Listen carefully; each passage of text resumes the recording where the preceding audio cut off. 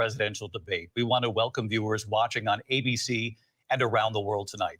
Vice President Kamala Harris and President Donald Trump are just moments away from taking the stage in this unprecedented race for president. And I'm Lindsay Davis. Tonight's meeting could be the most consequential event of their campaigns, with Election Day now less than 2 months away. For Vice President Kamala Harris, this is her first debate since President Biden withdrew from the race on July 21st.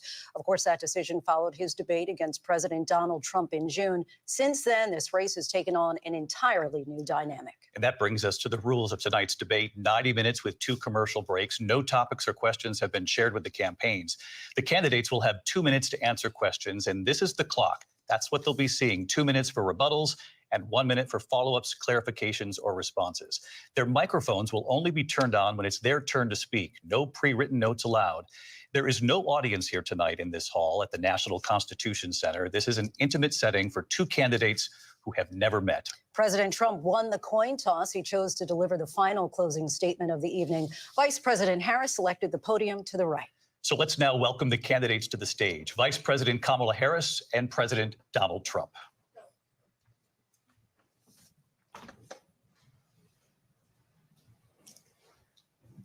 Kamala Harris.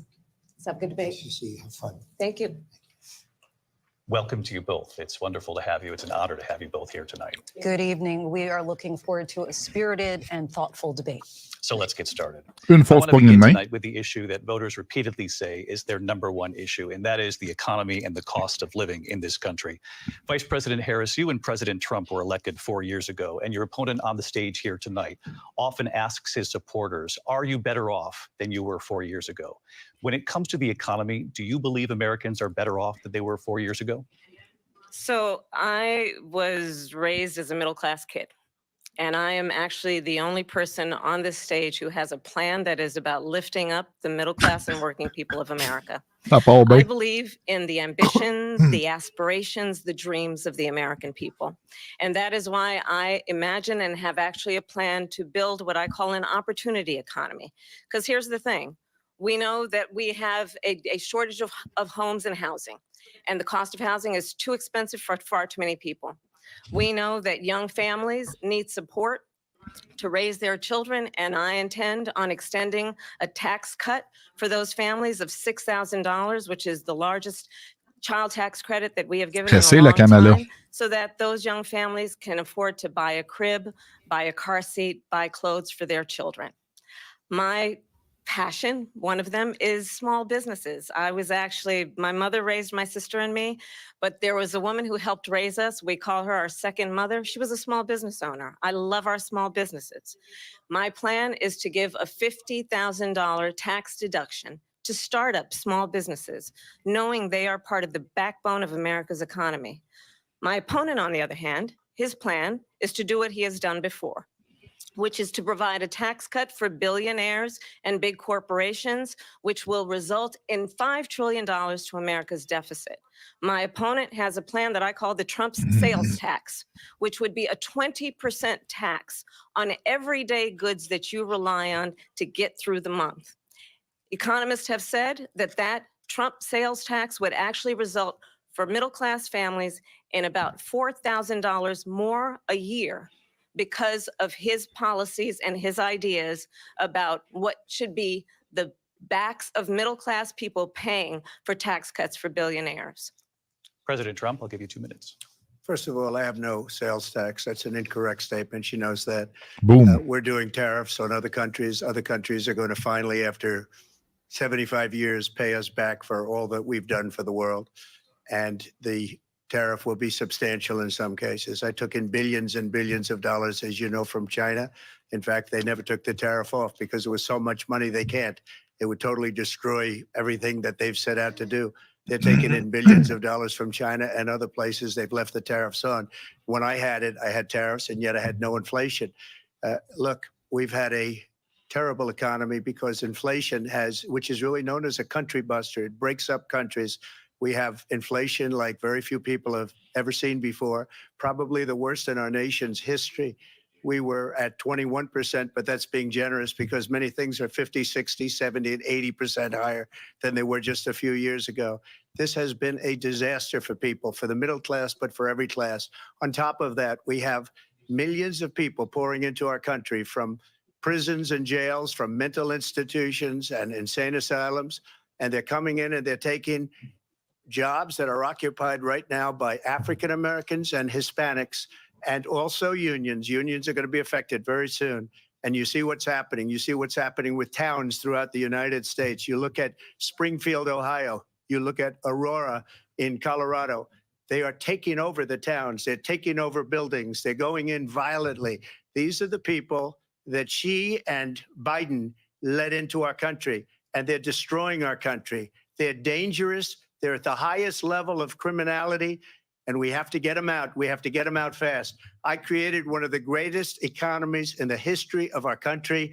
I'll do it again and even better. We are going to get to immigration and border security during this debate, but I would like to let Vice President Harris respond on the economy here. Well, I would love to. Let's talk about what Donald Trump left us. Donald Trump left us the worst unemployment since the Great Depression. Donald Trump left us the worst public health epidemic in a century. Donald Trump left us the worst attack on our democracy since the Civil War. And what we have done is clean up Donald Trump's mess. What we have done and what I intend to do is build on what we know are the aspirations and the hopes of the American people. But I'm going to tell you all in this debate tonight, you're going to hear from the same old tired playbook, a bunch of lies, grievances, and name calling. What you're going to hear tonight is a detailed and dangerous plan called Project 2025 that the former president intends on implementing if he were elected again. I believe very strongly that the American people want a president who understands the importance of bringing us together, knowing we have so much more in common than what separates us. And I pledge to you to be a president for all Americans. President Trump will give you a minute here to respond. Number one, I have nothing to do, as you know, and as she knows better than anyone, I have nothing to do with Project 2025. That's out there. I haven't read it. I don't want to read it purposely. I'm not going to read it. This was a group of people that got together. They came up with some ideas, I guess some good, some bad, but it makes no difference. I have nothing to do. Everybody knows I'm an open book. Everybody knows what I'm going to do. Cut taxes very substantially and create a great economy like I did before. We had the greatest economy. We got hit with a pandemic. And the pandemic was not since 1917, where 100 million people died, has there been anything like it. We did a phenomenal job with the pandemic. We handed them over a country where the economy and where the stock market was higher than it was before the pandemic came in. Nobody's ever seen anything like it. We made ventilators for the entire world. We got gowns, we got masks, we did things that nobody thought possible. And people give me credit for rebuilding the military. They give me credit for a lot of things, but not enough credit for the great job we did with the pandemic. But the only jobs they got were bounce back jobs. These were jobs bounced back, and it bounced back and it went to their benefit. But I was the one that created them. They know it, and so does everybody else. Vice President Harris, I'll let you respond. So Donald Trump has no plan for you. And when you look at his economic plan, it's all about tax breaks for the richest people. I am offering what I describe as an opportunity economy, and the best economists in our country, if not the world, have reviewed our relative plans for the future of America. What Goldman Sachs has said is that Donald Trump's plan would make the economy worse. Mine would strengthen the economy. What the Wharton School has said is Donald Trump's plan would actually explode the deficit. 16 Nobel laureates have described his economic plan as something that would increase inflation and by the middle of next year would invite a recession. You just have to look at where we are and where we stand on the issues. And I'd invite you to know that Donald Trump actually has no plan for you because he is more interested in defending himself than he is in looking out for you. It's just a soundbite. They gave her that to say. Look, I went to the Wharton School of Finance, and many of those professors, the top professors, think my plan is a brilliant plan. It's a great plan. It's a plan that's going to bring up our worth, our value as a country. It's going to make people want to be able to go and work and create jobs and create a lot of good, solid money for our country. And just to finish off, she doesn't have a plan. She copied Biden's plan, and it's like 4 sentences, like run, spot, run. 4 sentences that are just, oh, we'll try and lower taxes.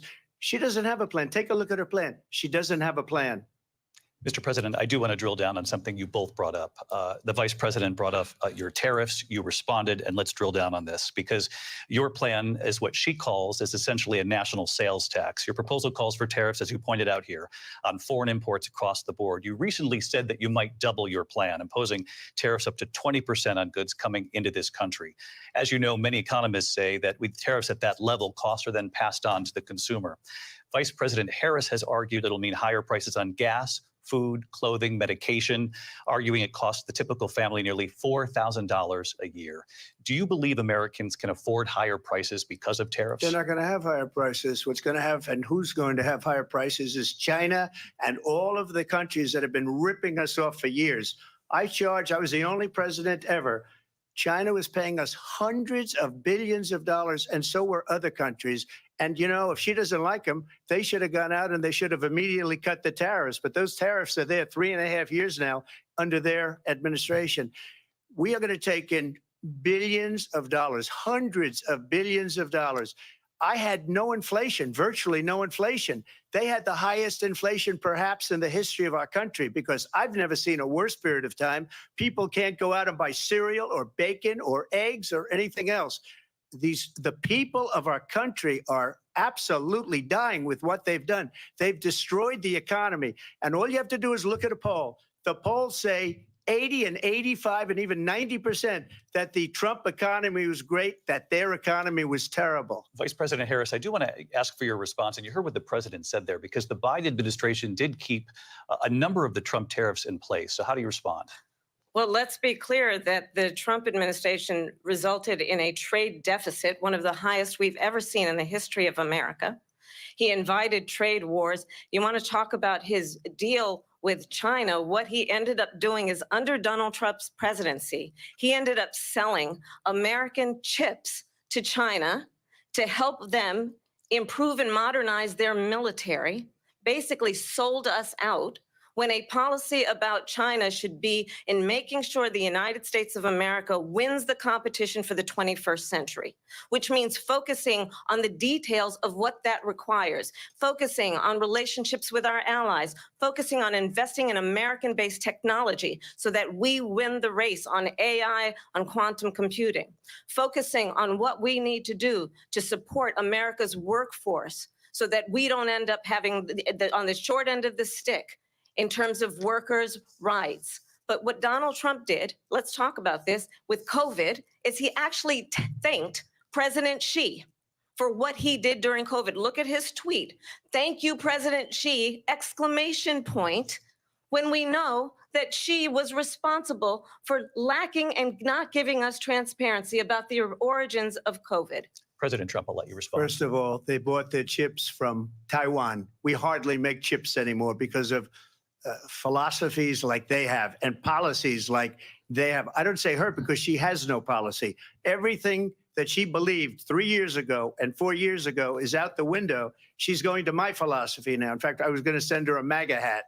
She's gone to my philosophy. But if she ever got elected, she'd change it. And it will be the end of our country. She's a Marxist. Everybody knows she's a Marxist. Her father's a Marxist professor in economics, and he taught her well. But when you look at what she's done to our country, and when you look at these millions and millions of people that are pouring into our country monthly, where it's, I believe, 21 million people, not the 15 that people say, and I think it's a lot higher than the 21. That's bigger than New York State pouring in. And just look at what they're doing to our country. They're criminals. Many of these people coming in are criminals. And that's bad for our economy, too. You know, you mentioned before, we'll talk about immigration later. Well, bad immigration is the worst thing that can happen to our economy. They have, and she has, destroyed our country with policy that's insane. Almost policy that you'd say they have to hate our country. President Trump, thank you. Lindsay? I want to turn to the issue of abortion. President Trump, you've often touted that you were able to kill Roe v. Wade. Last year, you said that you were proud to be the most pro-life president in American history. Then last month, you said that your administration would be great for women and their reproductive rights. In your home state of Florida, you surprised many with regard to your 6-week abortion ban because you initially had said that it was too short. And you said, quote, I'm going to be voting that we need more than 6 weeks. But then the very next day, you reversed course and said you would vote to support the 6-week ban. Vice President Harris says that women shouldn't trust you on the issue of abortion because you've changed your position so many times. Therefore, why should they trust you? Well, the reason I'm doing that vote is because the plan is, as you know, the vote is, they have abortion in the 9th month. They even have, and you can look at the governor of West Virginia, the previous governor of West Virginia, not the current governor, is doing an excellent job, but the governor before, he said the baby will be born and we will decide what to do with the baby. In other words, we'll execute the baby. And that's why I did that, because that predominates, because they're radical. The Democrats are radical in that. And her vice presidential pick, which I think was a horrible pick, by the way, for our country, because he is really out of it. But her vice presidential pick says abortion in the 9th month is absolutely fine. He also says execution after birth. It's execution, no longer abortion, because the baby is born, is okay. And that's not okay with me, hence the vote. But what I did is something for 52 years. They've been trying to get Roe v. Wade into the states. And through the genius and heart and strength of 6 Supreme Court justices, we were able to do that. Now, I believe in the exceptions for rape, incest, and life of the mother. I believe strongly in it. Ronald Reagan did also. 85% of Republicans do. Exceptions, very important. But we were able to get it, and now states are voting on it. And for the first time, you're going to see, look, this is an issue that's torn our country apart for 52 years. Every legal scholar, every Democrat, every Republican, liberal, conservative, they all wanted this issue to be brought back to the states where the people could vote. And that's what happened. Now, Ohio, the vote was somewhat liberal. Kansas, the vote was somewhat liberal, much more liberal than people would have thought. But each individual state is voting. It's the vote of the people now. It's not tied up in the federal government. I did a great service in doing it. It took courage to do it. And the Supreme Court had great courage in doing it. And I give tremendous credit to those 6 justices. There is no state in this country where it is legal to kill a baby after it's born. Madam Vice President, I want to get your response to President Trump. Well, as I said, you're going to hear a bunch of lies, and that's not actually a surprising fact. Let's understand how we got here. Donald Trump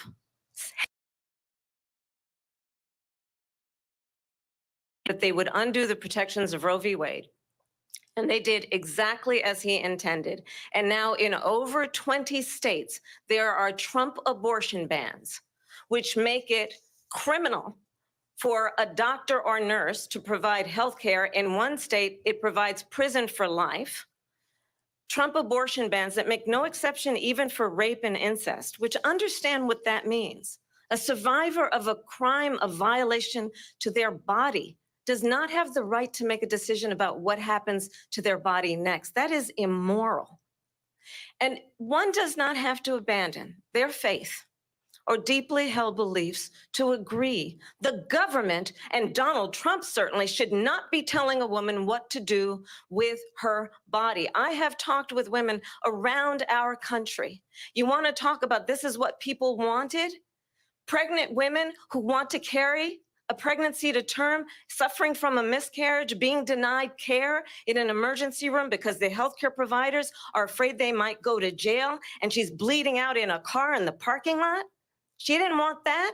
Her husband didn't want that.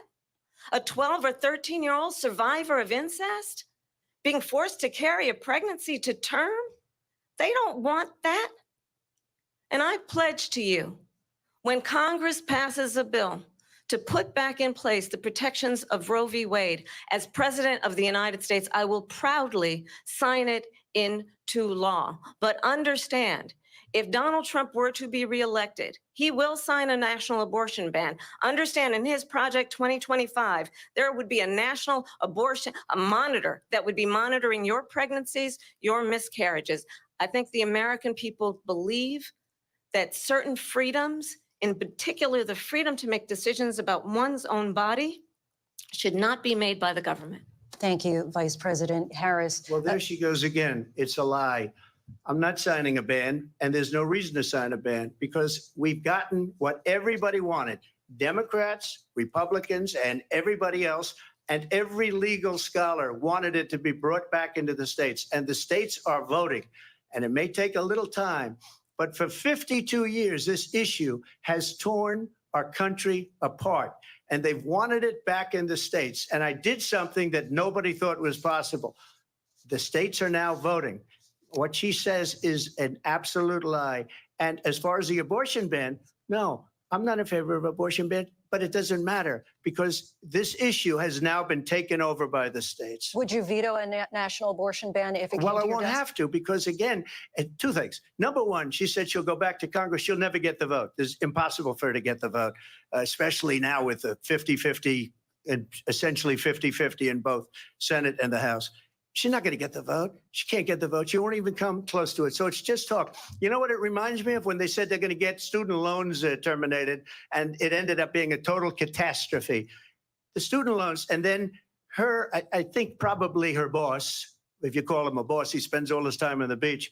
But look, her boss went out and said, we'll do it again. We'll do it a different way. And he went out, got rejected again by the Supreme Court. So all these students got taunted with this whole thing about this whole idea and how unfair that would have been. Part of the reason they lost to the millions and millions of people that had to pay off their student loans. They didn't get it for free, but they were saying it's the same way that they talked about that they talk about abortion. But if I could just get a yes or no, because your running mate, J.D. Vance, has said that you would veto it if it did come to your desk. Well, I didn't discuss it with J.D. In all fairness, J.D.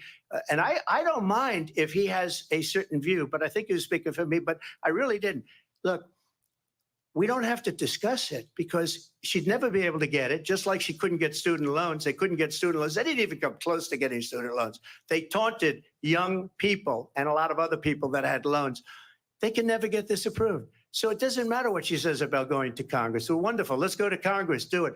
But the fact is that for years, they wanted to get it out of Congress and out of the federal government. And we did something that everybody said couldn't be done. And now you have a vote of the people on abortion. Vice President Harris, I want to give you your time to respond, but I do want to ask, would you support any restrictions on a woman's right to an abortion? I absolutely support reinstating the protections of Roe v. Wade. And as you rightly mentioned, nowhere in America is a woman carrying a pregnancy to term and asking for an abortion. That is not happening. It's insulting to the women of America. And understand what has been happening under Donald Trump's abortion bans. Couples who pray and dream of having a family are being denied IVF treatments. What is happening in our country? Working people, working women who are working one or two jobs, who can barely afford childcare as it is, have to travel to another state to get on a plane sitting next to strangers to go and get the health care she needs. Barely can afford to do it, and what you are putting her through is unconscionable. And the people of America have not, the majority of Americans believe in a woman's right to make decisions about her own body. And that is why in every state where this issue has been on the ballot, in red and blue states both, the people of America have voted for freedom. Vice President Harris, Excuse me, I thank have you. to respond. Another lie. It's another lie. I have been a leader on IVF, which is fertilization. The IVF, I have been a leader. In fact, when they got a very negative decision on IVF from the Alabama courts, I saw the people of Alabama and the legislature 2 days later voted it in. I've been a leader on it. They know that, and everybody else knows it. I have been a leader on fertilization, IVF. And the other thing, you should ask, will she allow abortion in the 8th month, 9th month, 7th month? Come on. Okay, would you do that? Why don't you ask her that question? Why don't you That's answer the the problem. question? Would you Because veto? under Roe v. Answer Wade, the question. Would you veto? you could do abortions in the 7th month, the 8th month, the 9th That's month, not true. and probably after birth. Just look at the former governor of Virginia. The governor of Virginia said, we put the baby aside and then we determine what we want to do with the baby. President Trump, thank you. We're going to turn now to immigration and border security. We know it's an issue that's important to Republicans, Democrats, voters across the board in this country. Vice President Harris, you were tasked by President Biden with getting to the root causes of migration from Central America. We know that illegal border crossings reached a record high in the Biden administration. This past June, President Biden imposed tough new asylum restrictions. We know the numbers since then have dropped significantly. But my question to you tonight is, why did the administration wait until 6 months before the election to act? And would you have done anything differently from President Biden on this? So I'm the only person on this stage who has prosecuted transnational criminal organizations for the trafficking of guns, drugs, and human beings. And let me say that the United States Congress, including some of the most conservative members of the United States Senate, came up with a border security bill, which I supported. And that bill would have put 1,500 more border agents on the border to help those folks who are working there right now overtime, trying to do their job. It would have allowed us to stem the flow of fentanyl coming into the United States. I know there are so many families watching tonight who have been personally affected by the surge of fentanyl in our country. That bill would have put more resources to allow us to prosecute transnational criminal organizations for trafficking in guns, drugs, and human beings. But you know what happened to that bill? Donald Trump got on the phone, called up some folks in Congress and said, kill the bill. And you know why? Because he'd prefer to run on a problem instead of fixing a problem. And understand, this comes at a time where the people of our country actually need a leader who engages in solutions, who actually addresses the problems at hand. But what we have in the former president is someone who would prefer to run on a problem instead of fixing a problem. And I'll tell you something, he's going to talk about immigration a lot tonight, even when it's not the subject that is being raised. And I'm going to actually do something really unusual, and I'm going to invite you to attend one of Donald Trump's rallies, because it's a really interesting thing to watch. You will see during the course of his rallies, he talks about fictional characters like Hannibal Lecter. He will talk about windmills cause cancer. And what you will also notice is that people start leaving his rallies early out of exhaustion and boredom. And I will tell you, the one thing you will not hear him talk about is you. You will not hear him talk about your needs, your dreams, and your desires.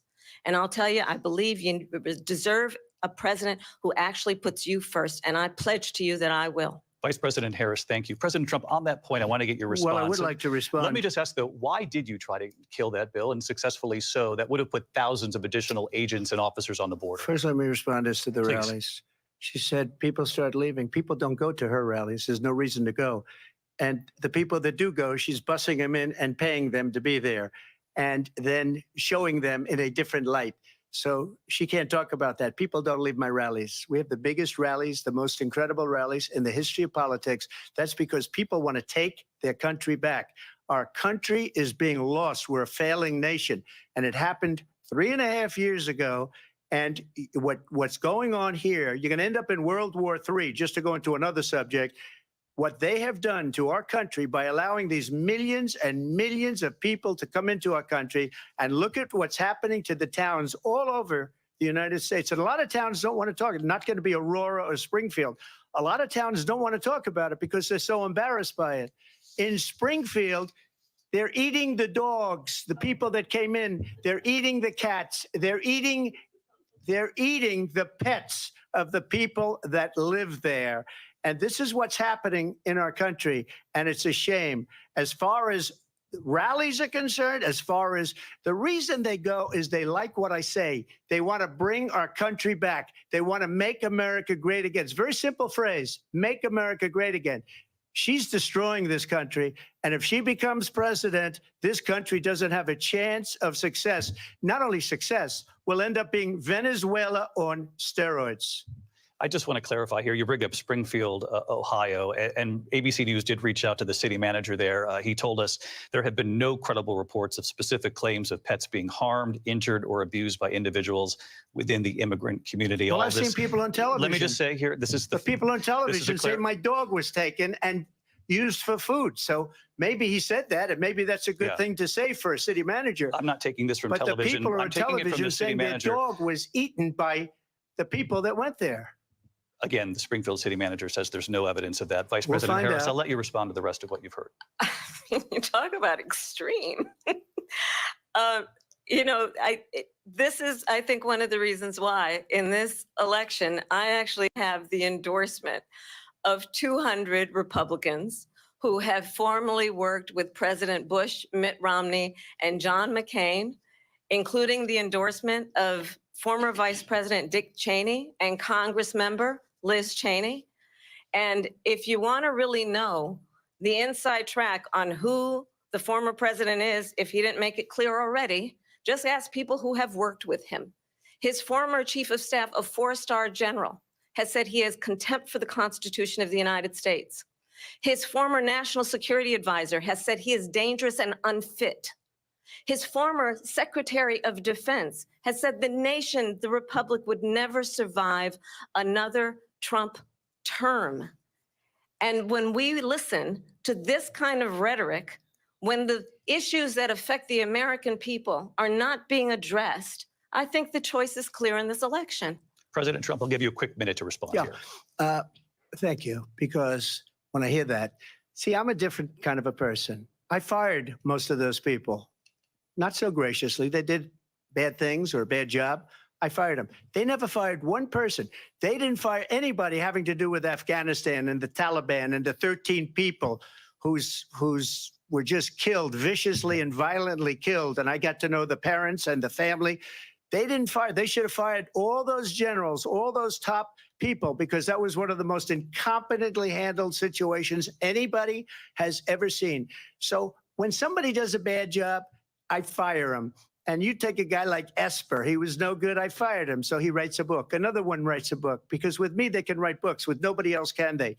But they have done such a poor job, and they never fire anybody. Look at the economy. Look at the inflation. They didn't fire any of their economists. They have the same people. That's a good way not to have books written about you. But just to finish, I got more votes than any Republican in history by far. In fact, I got more votes than any president, sitting president in history by far. Let me continue on immigration. It was what you wanted to talk about earlier. So let's get back to your deportation proposal that the vice president has reacted to as well.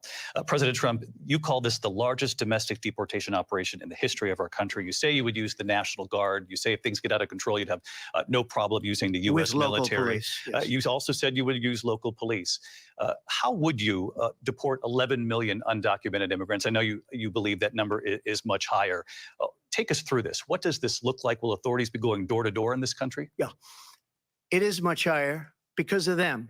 They allowed criminals, many, many millions of criminals. They allowed terrorists. They allowed common street criminals. They allowed people to come in, drug dealers to come into our country. And they're now in the United States and told by their countries like Venezuela, don't ever come back or we're going to kill you. Do you know that crime in Venezuela and crime in countries all over the world is way down? You know why? Because they've taken their criminals off the street and they've given them to her to put into our country. And this will be one of the greatest mistakes in history for them to allow. And I think they probably did it because they think they're going to get votes, but it's not worth it because they're destroying the fabric of our country by what they've done. There's never been anything done like this at all. They've destroyed the fabric of our country. Millions of people let in, and all over the world, crime is down all over the world except here. Crime here is up and through the roof. Despite their fraudulent statements that they made, crime in this country is through the roof. And we have a new form of crime. It's called migrant crime. And it's happening at levels that nobody thought possible. President Trump, as you know, the FBI says overall violent crime is actually coming down in this country. But Vice Excuse me, President the Harris, FBI they were defrauding statements. They didn't include the worst cities. They didn't include the cities with the worst crime. It was a fraud, just like their number of 818,000 jobs that they said they created turned out to be a fraud. President Trump, thank you. I'll let you respond, Vice President Harris. Well, I think this is so rich coming from someone who has been prosecuted for national security crimes, economic crimes, election interference, has been found liable for sexual assault, and his next big court appearance is in November at his own criminal sentencing. And let's be clear where each person stands on the issue of what is important about respect for the rule of law and respect for law enforcement. The former vice president called for defunding federal law enforcement, 45,000 agents, get this, on the day after he was arraigned on 34 felony counts.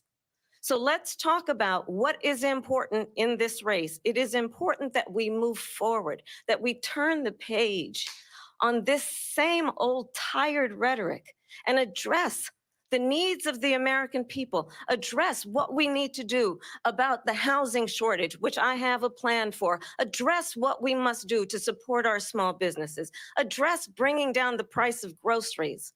But frankly, the American people are exhausted with this same old tired playbook. Vice President Harris, thank you. Excuse me. Every one of those cases was started by them against their political opponent. And I'm winning most of them, and I will win the rest on appeal. And you saw that with the decision that came down just recently from the Supreme Court. I'm winning most of them. But those are cases, it's called weaponization. Never happened in this country. They weaponized the Justice Department. Every one of those cases was involved with the DOJ, from Atlanta and Fani Willis to the Attorney General of New York and the DA in New York. Every one of those cases.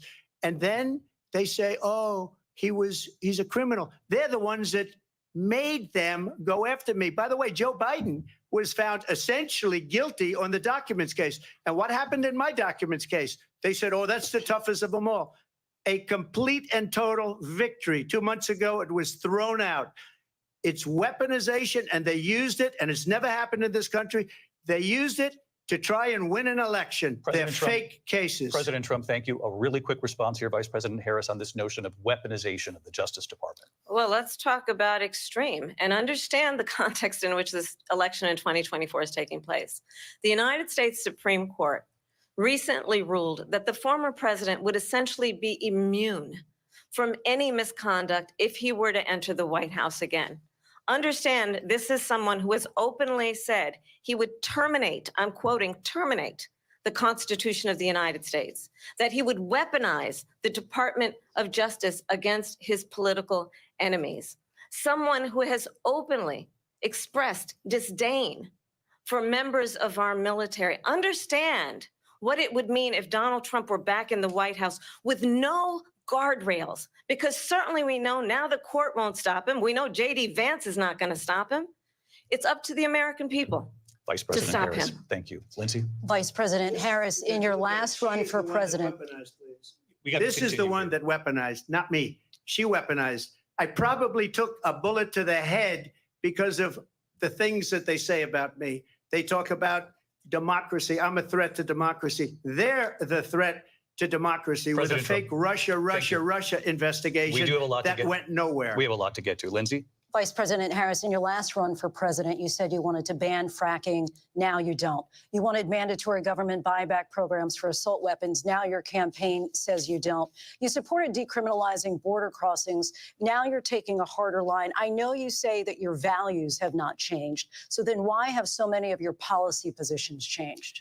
So my values have not changed, and I'm going to discuss every one of the, at least every point that you've made. But in particular, let's talk about fracking because we're here in Pennsylvania. I made that very clear in 2020.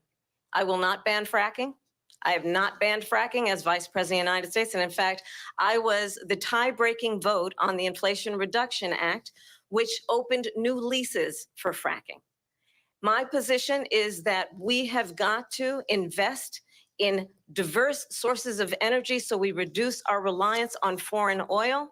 We have had the largest increase in domestic oil production in history because of an approach that recognizes that we cannot over-rely on foreign oil.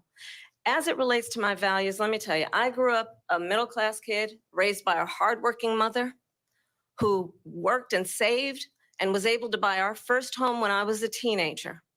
The values I bring to the importance of home ownership, knowing not everybody got handed $400 million on a silver platter and then filed bankruptcy 6 times, is a value that I bring to my work to say we are going to work with the private sector and home builders to increase 3 million homes, increase by 3 million homes by the end of my first term.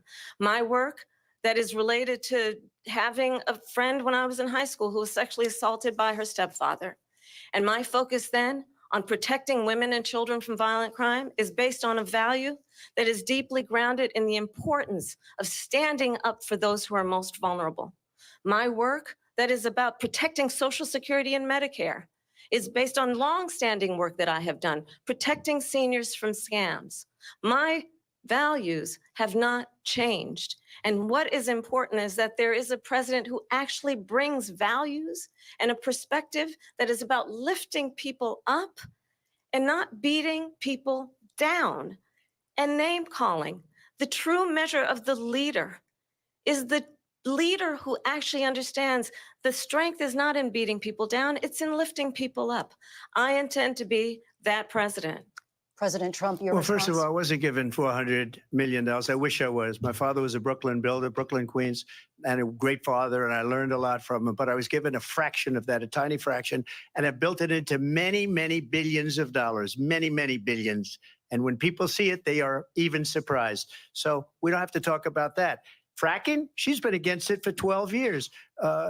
Defund the police, she's been against that forever. She gave all that stuff up very wrongly, very horribly, and everybody's laughing at it, okay? They're all laughing at it. She gave up at least 12 and probably 14 or 15 different policies. Like, she was big on defund the police. In Minnesota, she went out, wait a minute, I'm talking now, if you don't mind, please. Does that sound familiar? She went out in Minnesota and wanted to let criminals that killed people, that burned down Minneapolis, she went out and raised money to get them out of jail.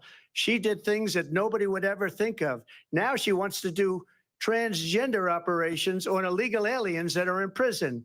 This is a radical left liberal that would do this. She wants to confiscate your guns, and she will never allow fracking in Pennsylvania. If she won the election, fracking in Pennsylvania will end on day one. Just to finish, one thing so important in my opinion. So I got the oil business going like nobody has ever done before. When they took over, they got rid of it, started getting rid of it, and the prices were going up the roof. They immediately let these guys go to where they were. I would have been 5 times, 4 times, 5 times higher, because you're talking about 3.5 years ago. They got it up to where I was because they had no choice, because the prices of energy were quadrupling and doubling. You saw what happened to gasoline. So they said, let's go back to Trump. But if she won the election, the day after that election, they'll go back to destroying our country, and oil will be dead. Fossil fuel will be dead. We'll go back to windmills, and we'll go back to solar, where they need a whole desert to get some energy to come out of. You ever see a solar plant? By the way, I'm a big fan of solar, but they take 400, 500 acres of desert President soil. Trump, we have a These lot are of not good issues things that for we the have to get environment to. that We're she out of time. understands. Thank you. Lindsay, thank you. We have an election in just 56 days. And I want to talk about the peaceful transfer of power, which, of course, we all know is a cornerstone of our democracy, and the role of a president in a moment of crisis.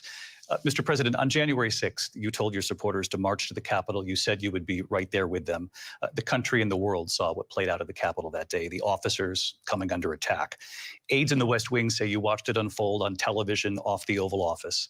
You did send out tweets, but it was more than 2 hours before you sent out that video message telling your supporters to go home. Is there anything you regret about what you did on that day? You just said a thing that isn't covered. Peacefully and patriotically, I said during my speech, not later on. peacefully and patriotically. And nobody on the other side was killed. Ashley Babbitt was shot by an out-of-control police officer that should have never, ever shot her. It's a disgrace. But we didn't do this group of people that have been treated so badly. I ask, what about all the people that are pouring into our country and killing people that she allowed to pour in? She was the border czar, remember that. She was the border czar. She doesn't want to be called the border czar because she's embarrassed by the border. In fact, she said at the beginning, oh, I'm surprised you're not talking about the border yet. That's because she knows what a bad job they've done.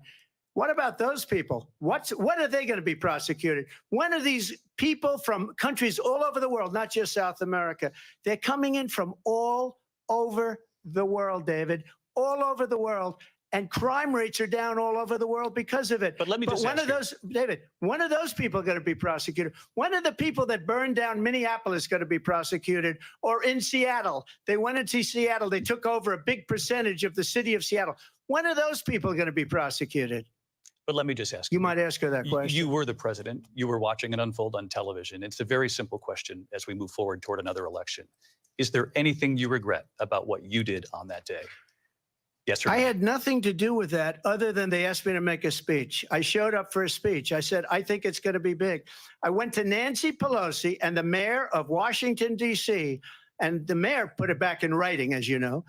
I said, you know, this is going to be a very big rally or whatever you want to call it. And again, it wasn't done by me. It was done by others. I said, I'd like to give you 10,000 National Guard or soldiers. They rejected me. Nancy Pelosi rejected me. It was just 2 weeks ago. Her daughter has a tape of her saying she is fully responsible for what happened. They want to get rid of that tape. It would have never happened if Nancy Pelosi and the mayor of Washington did their jobs. I wasn't responsible for security. Nancy Pelosi was responsible. She didn't do her job. The question was about you as president, not about former Speaker Pelosi. But I do want Vice President Harris to respond here. I was at the Capitol on January 6th. I was the vice president-elect. I was also an acting senator. I was there. And on that day, the president of the United States incited a violent mob to attack our nation's capital, to desecrate our nation's capital. On that day, 140 law enforcement officers were injured, and some died. And understand, the former president has been indicted and impeached for exactly that reason. But this is not an isolated situation. Let's remember Charlottesville, where there was a mob of people carrying tiki torches, spewing anti-Semitic hate. And what did the president then at the time say? There were fine people on each side. Let's remember that when it came to the Proud Boys, a militia, the president said, the former president said, stand back and stand by. So for everyone watching who remembers what January 6th was, I say, we don't have to go back. Let's not go back. We're not going back. It's time to turn the page. And if that was a bridge too far for you, well, there is a place in our campaign for you to stand for country, to stand for our democracy, to stand for rule of law, and to end the chaos, and to end the approach that is about attacking the foundations of our democracy because you don't like the outcome. And be clear on that point. Donald Trump, the candidate, has said in this election there will be a bloodbath if this and the outcome of this election is not to his liking. Let's turn the page on this. Let's not go back. Let's chart a course for the future and not go backwards to the past. Let me just follow up here. It was a different term, and it was a term that related to energy because they have destroyed our energy business. That was where bloodbath was. Also, on Charlottesville, that story has been, as you would say, debunked. Laura Ingraham, Sean Hannity, Jesse, all of these people, they covered it. If they go an extra sentence, they will see it was perfect. It was debunked in almost every newspaper, but they still bring it up, just like they bring 2025 up. They bring all of this stuff up. I ask you this, you talk about the Capitol. Why are we allowing these millions of people to come through on the southern border. How come she's not doing anything? And I'll tell you what I would do, and I would be very proud to do it. I would say we would both leave this debate right now. I'd like to see her go down to Washington, D.C. during this debate, because we're wasting a lot of time. Go down to, because she's been so bad, it's so ridiculous. Go down to Washington, D.C. and let her sign a bill to close up the border, because they have the right to do it. They don't need bills. They have the right to do it. The president of the United States, you'll get him out of bed. You'll wake him up at 4 o'clock in the afternoon. You'll say, come on down to the office. Let's sign a bill. If he signs a bill that the border is closed, all he has to do is say it to the Border Patrol, who are phenomenal. If they do that, the border is closed. Mr. Those President, people are killing many people, unlike J6. We talked immigration here tonight. I do want to focus on this next issue to both of you, because it really brings us this into focus, truth in these times that we're living in. Mr. President, for 3.5 years after you lost the 2020 election, you repeatedly falsely claimed that you won, many times saying you won in a landslide. In the past couple of weeks leading up to this debate, you have said, quote, you lost by a whisker, that you, quote, didn't quite make it, that you came up a little bit short. I said that? Are you now acknowledging that you lost in 2020? No, I don't acknowledge that at all. But I you said did that say sarcastically. You know that. It was said, oh, we lost by a whisker. That was said sarcastically. Look, there's so much proof. All you have to do is look at it. And they should have sent it back to the legislatures for approval. I got almost 75 million votes, the most votes any sitting president has ever gotten. I was told if I got 63, which was what I got in 2016, you can't be beaten. The election, people should never be thinking about it. An election is fraudulent. We need two things. We need walls. And we have to have it. We have to have borders, and we have to have good elections. Our elections are bad. And a lot of these illegal immigrants coming in, they're trying to get them to vote. They can't even speak English. They don't even know what country they're in practically. And these people are trying to get them to vote. And that's why they're allowing them to come into our country. I did watch all of these pieces of video. I didn't detect the sarcasm, lost by a whisker. We didn't quite make it. And we should just point out here as clarification, and you know this, you and your allies, 60 cases in front of many judges, many of them Republican. No judge looked at it. And said they there was said no we didn't have widespread fraud. standing. That's the other thing. They said we didn't have standing, a technicality. Can you imagine a system where a person in an election doesn't have standing? The president of the United States doesn't have standing. That's how we lost. If you look at the facts, and I'd love to have you'll do a special on it. I'll show you Georgia, and I'll show you Wisconsin, and I'll show you Pennsylvania, and I'll show you. We have so many facts and statistics, but you know what? That doesn't matter, because we have to solve the problem that we have right now. That's old news. And the problem that we have right now is we have a nation in decline, and they have put it into decline. We have a nation that is dying, David. Mr. President, thank you. Vice President Harris, you heard the president there tonight. He said he didn't say that he lost by a whisker. So he still believes he did not lose the election that was won by President Biden and yourself. But I do want to ask you about something that's come up in the last couple of days. This was a post from President Trump about this upcoming election just weeks away. He said, when I win, those people who cheated, and then he lists donors, voters, election officials, he says will be prosecuted to the fullest extent of the law, which will include long-term prison sentences. One of your campaign's top lawyers responded saying, we won't let Donald Trump intimidate us. We won't let him suppress the vote. Is that what you believe he's trying to do here? Donald Trump was fired by 81 million people. So let's be clear about that. And clearly he is having a very difficult time processing that. But we cannot afford to have a president of the United States who attempts, as he did in the past, to upend the will of the voters in a free and fair election. And I'm going to tell you that I have traveled the world as Vice President of the United States, and world leaders are laughing at Donald Trump. I have talked with military leaders, some of whom worked with you, and they say you're a disgrace. And when you then talk in this way in a presidential debate and deny what over and over again are court cases you have lost because you did, in fact, lose that election, it leads one to believe that perhaps we do not have in the candidate to my right the temperament or the ability to not be confused about fact. That's deeply troubling, and the American people deserve better. I'll give you 1 minute to respond, Mr. President. Let me just say about world leaders. Viktor Orban, one of the most respected men, they call him a strong man. He's a tough person, smart, Prime Minister of Hungary. They said, why is the whole world blowing up? 3 years ago, it wasn't. Why is it blowing up? He said, because you need Trump back as president. They were afraid of him. China was afraid, and I don't like to use the word afraid, but I'm just quoting him. China was afraid of him. North Korea was afraid of him.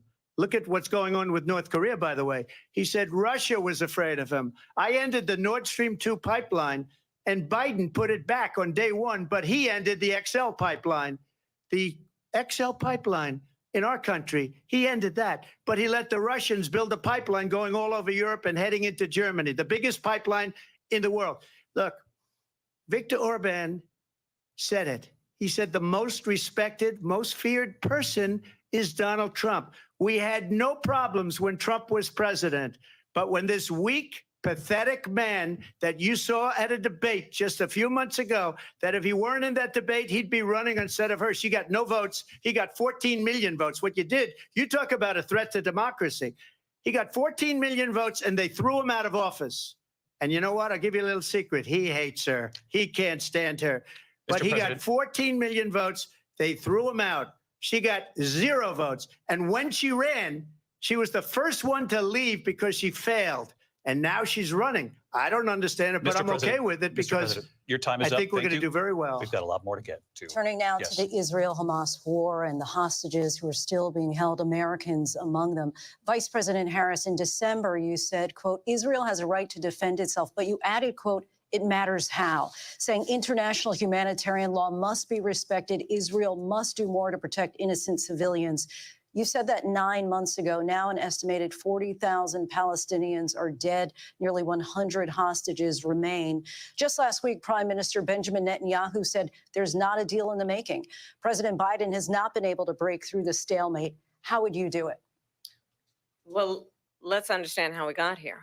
On October 7, Hamas, a terrorist organization, slaughtered 1,200 Israelis. Many of them young people who were simply attending a concert. Women were horribly raped. And so absolutely, I said then, I say now, Israel has a right to defend itself. We would. And how it does so matters, because it is also true, far too many innocent Palestinians have been killed. Children, mothers. What we know is that this war must end. It must end immediately, and the way it will end is we need a ceasefire deal and we need the hostages out. And so we will continue to work around the clock on that. Work around the clock, also understanding that we must chart a course for a two-state solution. And in that solution, there must be security for the Israeli people and Israel, and in equal measure for the Palestinians. But the one thing I will assure you always, I will always give Israel the ability to defend itself, in particular as it relates to Iran and any threat that Iran and its proxies pose to Israel. But we must have a two-state solution where we can rebuild Gaza, where the Palestinians have security, self-determination, and the dignity they so rightly deserve. President Trump, how would you negotiate with Netanyahu and also Hamas in order to get the hostages out and prevent the killing of more innocent civilians in Gaza? If I were president, it would have never started. If I were president, Russia would have never, ever, I know Putin very well, he would have never, and there was no threat of it either, by the way, for 4 years, have gone into Ukraine and killed millions of people when you add it up, far worse than people understand what's going on over there. But when she mentions about Israel, all of a sudden, she hates Israel. She wouldn't even meet with Netanyahu when he went to Congress to make a very important speech. She refused to be there because she was at a sorority party of hers. She wanted to go to the sorority party. She hates Israel. If she's president, I believe that Israel will not exist within 2 years from now. And I've been pretty good at predictions, and I hope I'm wrong about that one. She hates Israel. At the same time, in her own way, she hates the Arab population because the whole place is going to get blown up. Arabs, Jewish people, Israel will be gone. It would have never happened. Iran was broke under Donald Trump. Now Iran has $300 billion because they took off all the sanctions that I had.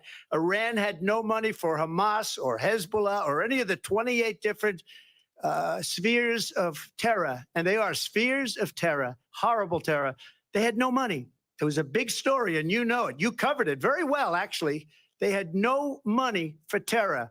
They were broke. Now they're a rich nation. And now what they're doing is they're spreading that money around. Look at what's happening with the Houthis and Yemen. Look at what's going on in the Middle East. This would have never happened. I will get that settled and fast, and I'll get the war with Ukraine and Russia ended. If I'm president-elect, I'll get it done before even becoming president. Vice President Harris, he says you hate Israel. That's absolutely not true. I have my entire career and life supported Israel and the Israeli people. He knows that. He's trying to, again, divide and distract from the reality, which is it is very well known that Donald Trump is weak and wrong on national security and foreign policy. It is well known that he admires dictators, wants to be a dictator on day one, according to himself. It is well known that he said of Putin that he can do whatever the hell he wants and go into Ukraine. It is well known that he said when Russia went into Ukraine, it was brilliant. It is well known he exchanged love letters with Kim Jong-un. And it is absolutely well known that these dictators and autocrats are rooting for you to be president again because they're so clear. They can manipulate you with flattery and favors. And that is why so many military leaders who you have worked with have told me you are a disgrace. That is why we understand that we have to have a president who is not consistently weak and wrong on Vice national President security, Harris. including the importance of upholding and respecting in highest regard our military. Vice President Harris, thank you. They're the ones, and she's the one that caused it, that's weak on national security by allowing every nation last month for the year, 168 different countries sending people into our country. Their crime rates are way down. Putin endorsed her last week, said, I hope she wins. And I think he meant it because what he's gotten away with is absolutely incredible. It wouldn't have happened with me. The leaders of other countries think that they're weak and incompetent, and they are. They're grossly incompetent. And I just ask one question. Why does Biden go in and kill the Keystone Pipeline and approve the single biggest deal that Russia's ever made, Nord Stream 2, the biggest pipeline anywhere in the world going to Germany and all over Europe? Because they're weak and they're ineffective. And Biden, by the way, President gets paid Trump, a lot of money. Thank you. We have a lot of issues to get to. We'll be right back with much more of this historic ABC News presidential debate from the National Constitution Center right here in Philadelphia. Back in a moment.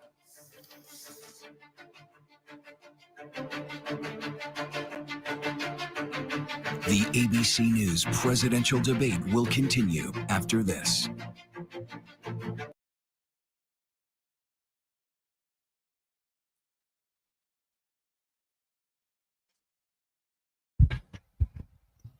Wow! Eh my God! Du Kamala Harris à son meilleur, on va s'entendre qu'au moins Donald Trump, le plus possible, il se défend très, très bien. Il parle de sa politique qu'il veut emmener, on le voit bien. Mais je vous dirais qu'elle, le trois quarts du temps, elle fait juste essayer de le planter. Puis elle rit tout le temps.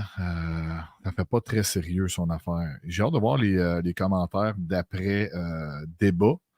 Parce qu'on va s'entendre que je vais être quand même impartial de dire qu'on est quand même ici dans une chambre d'écho. Je ne suis pas un expert de la politique. C'est sûr que je ne vais pas regarder les commentaires de RDI après. Les autres vont probablement dire Harris, wow, incroyable, elle s'est bien défendue. C'est 1-0 à Harris. C'est sûr, ça, RDI sont dans une chambre d'écho, mais je veux vraiment plus entendre, un peu comme la dernière fois avec le débat de Joe Biden. Même les démocrates disaient que ça a été une catastrophe. Il y en avait même, justement, sur les médias mainstream qui disaient que c'était une catastrophe. Alors, j'ai hâte de voir ça. Elle n'a pas vraiment tant d'arguments. Elle en a un petit peu, mais c'est tout le temps des arguments en bon politicien at large. Tu sais, partir sur un sujet puis dire moi, je vais penser aux familles, moi, j'aime les enfants, je fais ça pour la société, je veux leur bien, c'est facile de dire ça. Là. Tu n'es pas très précise dans tes sujets, tu es très généraliste. Habituellement, quelqu'un qui n'a pas d'argument, va rester général parce qu'il ne sait pas quoi dire, puis il a peur de se planter s'il va être pointueux sur certains sujets. Dans la psychologie physique, elle le regarde tout le temps. Elle est toujours en train de rire. C'est un rire de nervosité. À combien de pourcentage qu'elle ment? Je sais pas. Mais tu sais, de juste encore s'attaquer au mois en janvier. L'attaque du Capitole. Toujours revenu sur l'attaque du Capitole. Tu sais, c'est ça, à un moment donné, reviens-en. Ça a été démenti plusieurs fois. Puis, tu sais, je veux dire, c'est là 4 ans. Là. À un moment donné, tout a été dit là-dessus. Fait que c'est quoi? Tu veux revenir là-dessus encore une fois? Tu sais, aussi de dire que... ça, faut être du culot pour dire ça. De dire que tous les dirigeants du monde, les présidents, rient de se foutre de la gueule de Donald Trump. C'est ce qu'elle a dit, là. Elle a dit, ils ne te prennent pas au sérieux, ils rient de toi. Mais c'est parce que c'est le contraire. Je pense pas, là. C'est vraiment l'inverse, là. Elle, les gens rient de elle pour vrai, là. On le voit, elle a de l'air folle. Souvent, elle n'a pas fait beaucoup d'entrevues. Puis, à un moment donné, pendant que tu attaques quelqu'un et tu parles de quelqu'un, mais tu ne parles pas rien de ton plan à toi. Elle dit qu'elle a un plan, mais elle ne le nomme pas très bien. Elle ne dit pas grand-chose.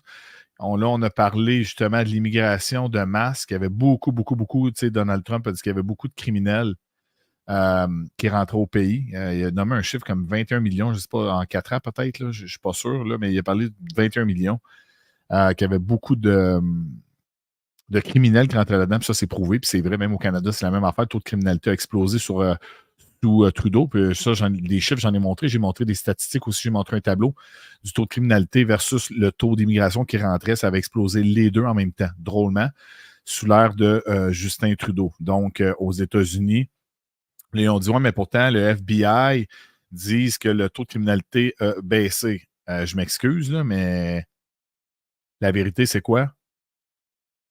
La vérité, c'est quoi pour vrai? Il dit, non, le FBI cache les vrais chiffres, veulent me censurer, disent pas les vrais chiffres, mais pas du tout. Donc, c'est un peu ça, ce qu'il dit, c'est qu'il veut s'attaquer justement à la corruption. C'en est de la corruption, ça, quand le FBI qui ment sur les vrais chiffres, de dire que le taux de criminalité a monté quand c'est complètement faux. Le contraire, excusez-moi, quand le taux de criminalité sous Donald Trump a monté puis lui disait que c'était faux, il dit à un moment donné, c'est ça, il faut s'attaquer à la corruption. Has been the position of the Biden administration that we must defend Ukraine from Russia, from Vladimir Putin, to defend their sovereignty, their democracy, that it's in America's best interest to do so, arguing that if Putin wins, he may be emboldened to move even further into other countries. You have said you would solve this war in 24 hours. You said so just before the break tonight. How exactly would you do that? And I want to ask you a very simple question tonight. Do you want Ukraine to win this war? I want the war to stop. I want to save lives that are being people being killed by the millions. It's the millions. It's so much worse than the numbers that you're getting, which are fake numbers. Look, we're in for 250 billion or more because they don't ask Europe, which is a much bigger beneficiary to getting this thing done than we are. They're in for $150 billion less because Biden and you don't have the courage to ask Europe like I did with NATO. They paid billions and billions, hundreds of billions of dollars when I said, either you pay up or we're not going to protect you anymore. So that's maybe one of the reasons they don't like me as much as they like weak people. But you take a look at what's happening. We're in for 250 to 275 billion. They're into 100 to 150. They should be forced to equalize. With that being said, I want to get the war settled. I know Zelensky very well, and I know Putin very well. I have a good relationship, and they respect your president, okay? They respect me. They don't respect Biden. How would you respect him? Why? For what reason? He hasn't even made a phone call in 2 years to Putin, hasn't spoken to anybody. They don't even try and get it. That is a war that's dying to be settled. I will get it settled before I even become president. If I win, when I'm president-elect, and what I'll do is I'll speak to one, I'll speak to the other, I'll get them together. That war would have never happened. And in fact, when I saw Putin after I left, unfortunately left because our country has gone to hell. But after I left, when I saw him building up soldiers, he did it after I left. I said, oh, he must be negotiating. It must be a good, strong point of negotiation. Well, it wasn't, because Biden had no idea how to talk to him. He had no idea how to stop it. And now you have millions of people dead, and it's only getting worse, and it could lead to World War III. Don't kid yourself, David. We're playing with World War III, and we have a president that we don't even know if he's. Where is our president? We don't even know if he's a president. And just to clarify they here, threw him out of a campaign like a dog. We don't even know. Is he our president? But we have a president, Mr. President, that doesn't know he's alive. your time is up. Just to clarify in the question, do you believe it's in the U.S. best interest for Ukraine to win this war, yes or no? I think it's the U.S. best interest to get this war finished and just get it done. All right. Negotiate a deal, because we have to stop all of these human lives from being destroyed. I want to take this to Vice President Harris. I want to get your thoughts on support for Ukraine in this moment, but also as Commander-in-Chief, if elected, how would you deal with Vladimir Putin, and would it be any different from what we're seeing from President Biden? Well, first of all, it's important to remind the former president, you're not running against Joe Biden, you're running against me. I believe the reason that Donald Trump says that this war would be over within 24 hours is because he would just give it up. And that's not who we are as Americans. Let's understand what happened here. I actually met with Zelensky a few days before Russia invaded, tried through force to change territorial boundaries, to defy one of the most important international rules and norms, which is the importance of sovereignty and territorial integrity. And I met with President Zelensky. I shared with him American intelligence about how he could defend himself. Days later, I went to NATO's eastern flank, to Poland and Romania. And through the work that I and others did, we brought 50 countries together to support Ukraine in its righteous defense. And because of our support, because of the air defense, the ammunition, the artillery, the javelins, the Abrams tanks that we have provided, Ukraine stands as an independent and free country. If Donald Trump were president, Putin would be sitting in Kyiv right now. And understand what that would mean, because Putin's agenda is not just about Ukraine. Understand why the European allies and our NATO allies are so thankful that you are no longer president, and that we understand the importance of the greatest military alliance the world has ever known, which is NATO, and what we have done to preserve the ability of Zelensky and the Ukrainians to fight for their independence. Otherwise, Putin would be sitting in Kyiv with his eyes on the rest of Europe, starting with Poland. And why don't you tell the 800,000 Polish Americans right here in Pennsylvania how quickly you would give up for the sake of favor and what you think is a friendship with what is known to be a dictator who would eat you for lunch. Vice President Harris, thank you. We've heard from both of you on Ukraine tonight. Afghanistan came up in the last hour. I wanted her to respond to something you said earlier, and please, I'll give you a minute here. Putin would be sitting in Moscow, and he wouldn't have lost 300,000 men and women, but he would have been sitting in Moscow. Quiet, please. He would have been sitting in Moscow much happier than he is right now. But eventually, you know, he's got a thing that other people don't have. He's got nuclear weapons. They don't ever talk about that. He's got nuclear weapons. Nobody ever thinks about that. And eventually, maybe he'll use them, and maybe he hasn't been that threatening, but he does have that. Something we don't even like to talk about. Nobody likes to talk about it. But just so you understand, they sent her to negotiate peace before this war started. 3 days later, he went in and he started the war, because everything they said was weak and stupid. They said the wrong things. That war should have never started. She was the emissary. They sent her in to negotiate with Zelensky and Putin, and she did. And the war started 3 days later. Vice And President- that's the kind of talent we have with her. She's worse than Biden. In my opinion, I think he's the worst president in the history of our country. She goes down as the worst vice president in the history of our country. But let me tell you something. She is a horrible negotiator. They sent her in to negotiate. As soon as they left, Putin did the invasion. President Trump, thank you. You did bring up something. You said she went to negotiate with Vladimir Putin. Vice President Harris, have you ever met Vladimir Putin? Can you clarify tonight? Yet again, I said it at the beginning of this debate, you're going to hear a bunch of lies coming from this fellow. And that is another one. When I went to meet with President Zelensky, I've now met with him over 5 times. The reality is it has been about standing as America always should, as a leader upholding international rules and norms, as a leader who shows strength, understanding that the alliances we have around the world are dependent on our ability to look out for our friends and not favor our enemies because you adore strongmen instead of caring about democracy. And that is very much what is at stake here. The President of the United States is commander-in-chief.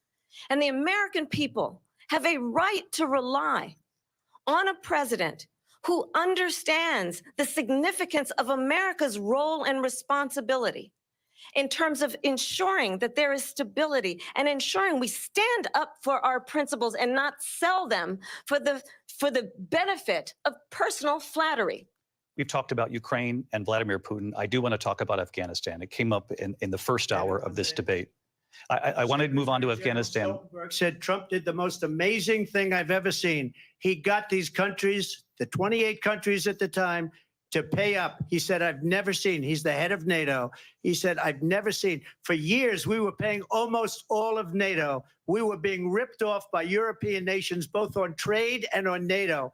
I got them to pay up by saying one of the statements you made before, if you don't pay, we're not going to protect you. President Otherwise, Trump. we would have never gotten it. He said it was one of the most incredible jobs that he's ever seen done. Thank you. I want to turn to Afghanistan. It came up in the first hour of the debate, and we witnessed a poignant moment today on Capitol Hill, honoring the soldiers who died in the chaotic withdrawal from Afghanistan. I do want to ask the Vice President, do you believe you bear any responsibility in the way that withdrawal played out?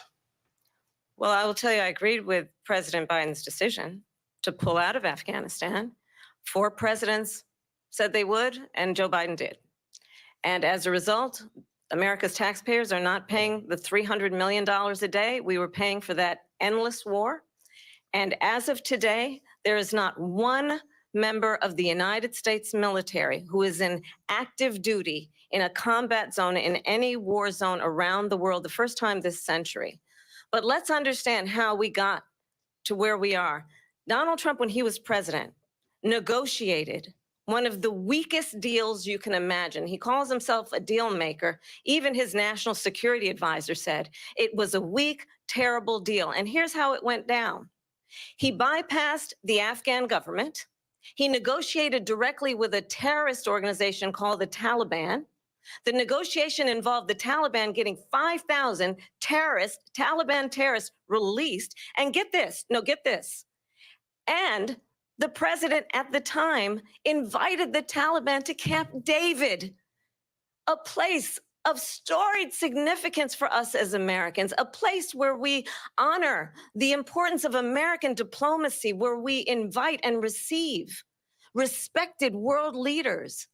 And this former president, as president, invited them to Camp David because he does not again appreciate the role and responsibility of the President of the United States to be commander-in-chief with a level of respect.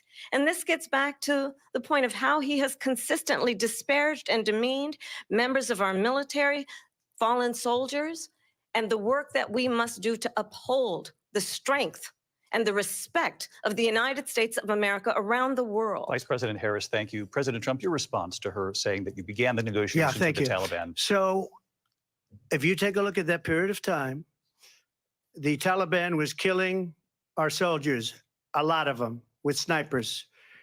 And I got involved with the Taliban because the Taliban was doing the killing. That's the fighting force within Afghanistan. They don't bother doing that because, you know, they deal with the wrong people all the time. but I got involved.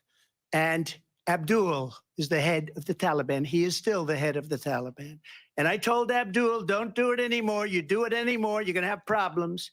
And he said, why do you send me a picture of my house? I said, you're going to have to figure that out, Abdul. And for 18 months, we had nobody killed. We did have an agreement negotiated by Mike Pompeo. It was a very good agreement.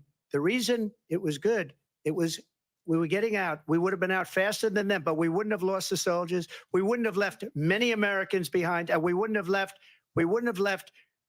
$85 billion worth of brand new, beautiful military equipment behind. And just to finish, they blew it.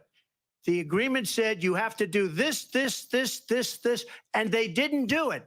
They didn't do it. The agreement was terminated by us because they didn't do what they were supposed to do. I want to move on. And these people did the worst withdrawal, and in my opinion, the most embarrassing moment in the history of our country. And by the way, that's why Russia attacked Ukraine, because they saw how incompetent she and her boss are. President Trump, thank you. I want to move on now to race and politics in this country. Mr. President, you recently said of Vice President Harris, quote, I didn't know she was black until a number of years ago when she happened to turn black, and now she wants to be known as black. I want to ask a bigger picture question here tonight. Why do you believe it's appropriate to weigh in on the racial identity of your opponent? I don't, and I don't care. I don't care what she is. I don't care. You make a big deal out of something. I couldn't care less. Whatever she wants to be is okay with me. But those were your words. So I don't know. I mean, all I can say is I read where she was not black, that she put out, and I'll say that. And then I read that she was black, and that's okay. Either one was okay with me. That's up to her. That's up to her. Vice President Harris, your thoughts on this? I think it's, I mean, honestly, I think it's a tragedy that we have someone who wants to be president who has consistently, over the course of his career, attempted to use race to divide the American people. You know, I do believe that the vast majority of us know that we have so much more in common than what separates us, and we don't want this kind of approach that is just constantly trying to divide us, and especially by race. And let's remember how Donald Trump started. He was land, he owned buildings, and he was investigated because he refused to rent property to black families. Let's remember, this is the same individual who took out a full-page ad in the New York Times calling for the execution of 5 young Black and Latino boys who were innocent, the Central Park 5. Took out a full-page ad calling for their execution. This is the same individual who spread birther lies about the first Black president of the United States. And I think the American people want better than that, want better than this, want someone who understands, as I do, I travel our country. We see in each other a friend. We see in each other a neighbor. We don't want a leader who is constantly trying to have Americans point their fingers at each other. I meet with people all the time who tell me, can we please just have discourse about how we're going to invest in the aspirations and the ambitions and the dreams of the American people? Knowing that regardless of people's color or the language their grandmother speaks, we all have the same dreams and aspirations and want a president who invests in those, not in hate and division. Vice President Harris, thank you. Lindsay? President Trump, this is now your 3rd time. This is the most divisive presidency in the history of our country. There's never been anything like it. They're destroying our country, and they come up with things like what she just said, going back many, many years, when a lot of people, including Mayor Bloomberg, agreed with me on the Central Park 5. They admitted, they said, they pled guilty. And I said, well, if they pled guilty, they badly hurt a person, killed a person ultimately. And if they pled guilty, then they pled, we're not guilty. But this is a person that has to stretch back years, 40, 50 years ago, because there's nothing now. I built one of the greatest economies in the history of the world, and I'm going to build it again. It's going to be bigger, better, and stronger. but they're destroying our economy. They have no idea what a good economy is. Their oil policies, every single policy. And remember this, she is Biden. You know, she's trying to get away from Biden. I don't know the gentleman, she says. She is Biden. The worst inflation we've ever had, a horrible economy because inflation has made it so bad, Mr. and she President, can't get away with that. Thank you. Your time is up. I Lindsay. want to respond to that, though. I want to just respond briefly. Clearly, I am not Joe Biden, and I am certainly not Donald Trump. And what I do offer is a new generation of leadership for our country, one who believes in what is possible, one who brings a sense of optimism about what we can do instead of always disparaging the American people. I believe in what we can do to strengthen our small businesses, which is why I have a plan. Let's talk about our plans and let's compare the plans.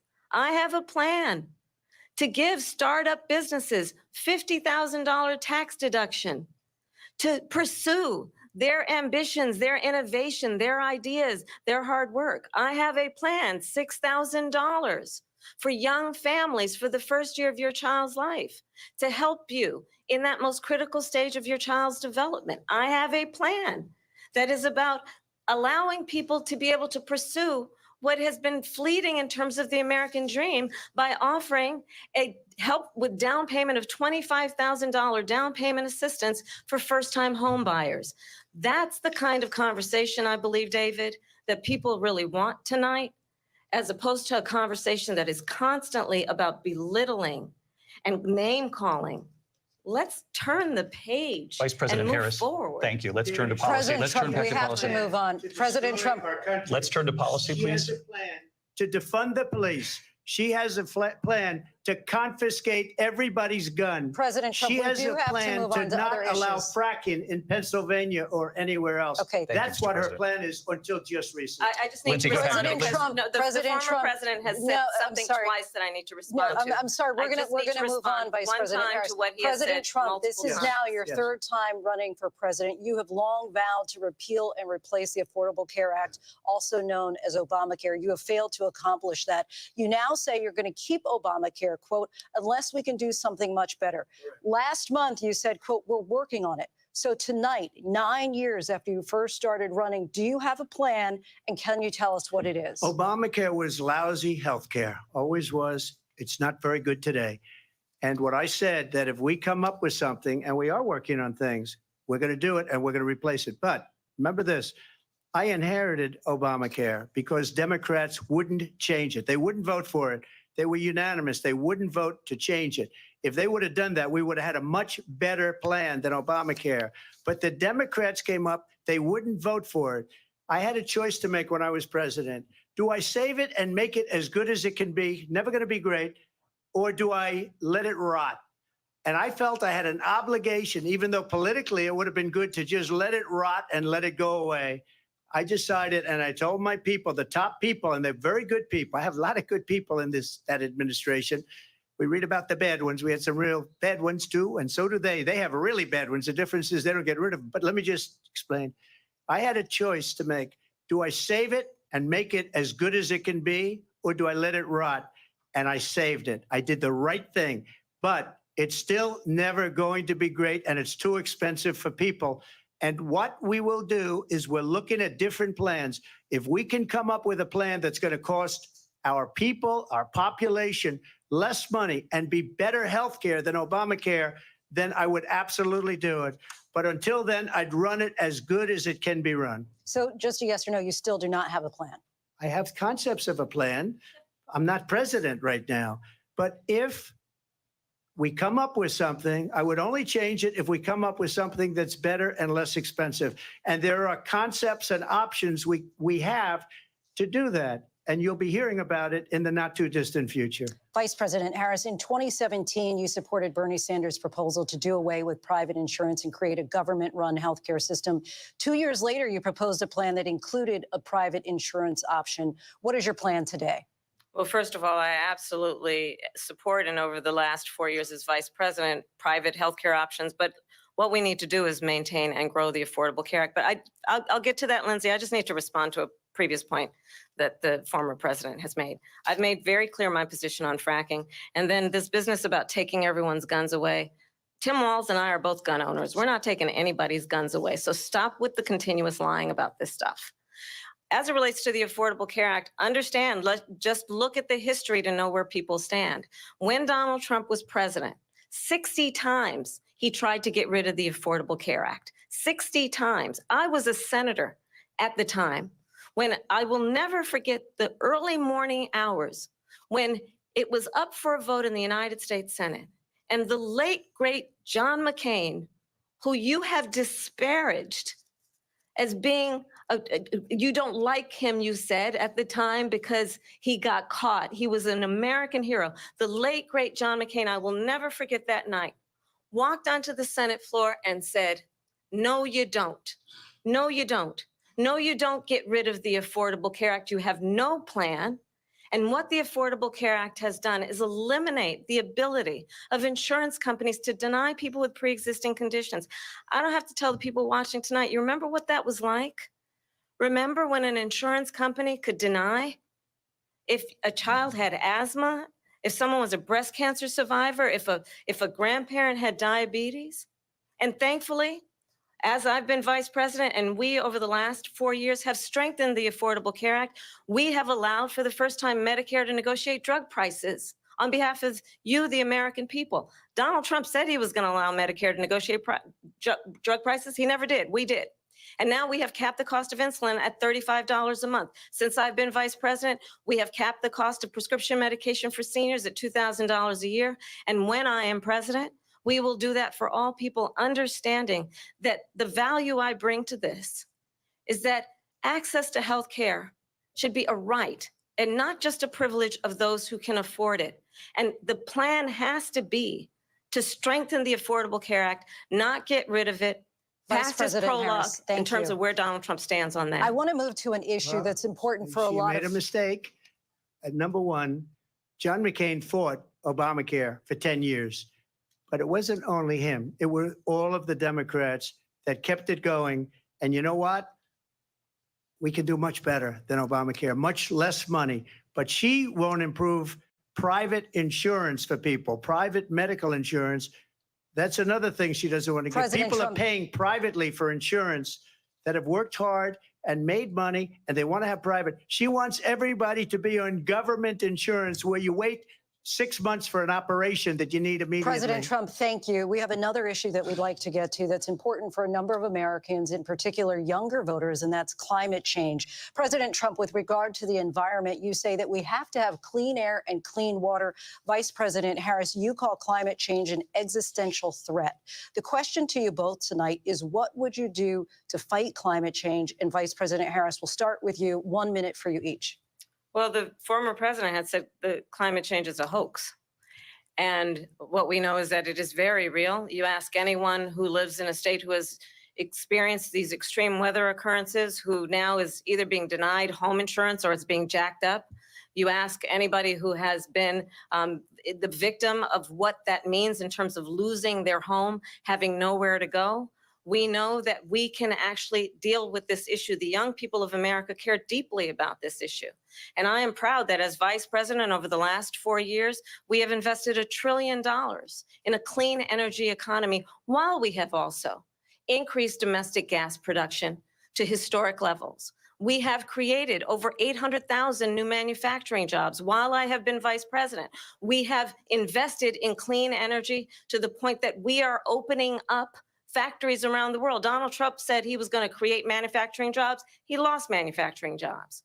And I'm also proud to have the endorsement of the United Auto Workers and Sean Fain, who also know that part of building a clean energy economy includes investing in American-made products, American automobiles. It includes growing what we can do around American manufacturing and opening up auto plants, not closing them like happened under Donald Trump. Vice President Harris, thank you. That didn't happen under Donald Trump. Let me just tell you, they lost 10,000 manufacturing jobs this last month. It's going, they're all leaving.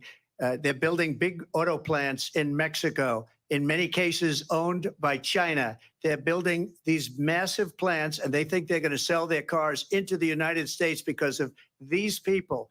What they have given to China is unbelievable. But we're not going to let that. We'll put tariffs on those cars so they can't come into our country, because they will kill the United Auto Workers and any auto worker, whether it's in Detroit or South Carolina or any other place. What they've done to business and manufacturing in this country is horrible. We have nothing because they refuse. You know, Biden doesn't go after people because supposedly China paid him millions of dollars. He's afraid to do it. Between him and his son, they get all this money from Ukraine. They get all this money from all of these different countries. And then you wonder, why is he so loyal to this one, that one, Ukraine, China? Why is he? Why did he get $3.5 million from the mayor of Moscow's wife? Why did she pay him $3.5 million? This is a crooked administration, and they're selling our country down the tubes. President Trump, thank you. Thank you. We'll be right back with closing statements from both of our candidates. An historic night, this ABC News presidential debate from Philadelphia. Back in a moment.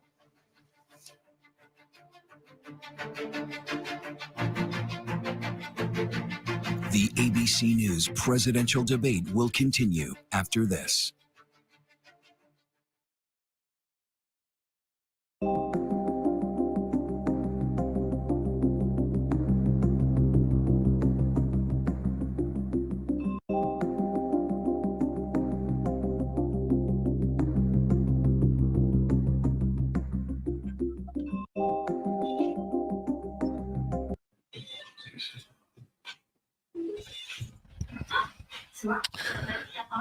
Aïe, aïe, aïe. Ouais. C'est assez drôle. C'est assez drôle. Elle fait juste l'attaquer sans arrêt. Mais tu sais, je pense que les gens sont pas dupes non plus. Hein. À un moment donné, Donald Trump, en général, est très calme. Il la regarde pas. Il garde son calme. Fait quelques petites faces. C'est important. Tu peux pas être dans un débat sans avoir aucune émotion. Ça a l'air quasiment trop comme passé. Elle est vraiment trop émotive, trop expressive. Elle regarde tout le temps. Mais je pense que de toujours taper sur quelqu'un sans arrêt, tu peux faire quelques cracks, je crois, mais sans arrêt dire plein de faussetés pendant que tu t'occupes pas. Elle dit j'ai un plan, mais c'est quoi ton hostie de plan? Non, mais elle n'arrêtait pas de le dire tantôt. On a un plan, mais tu n'en parles pas de ton plan.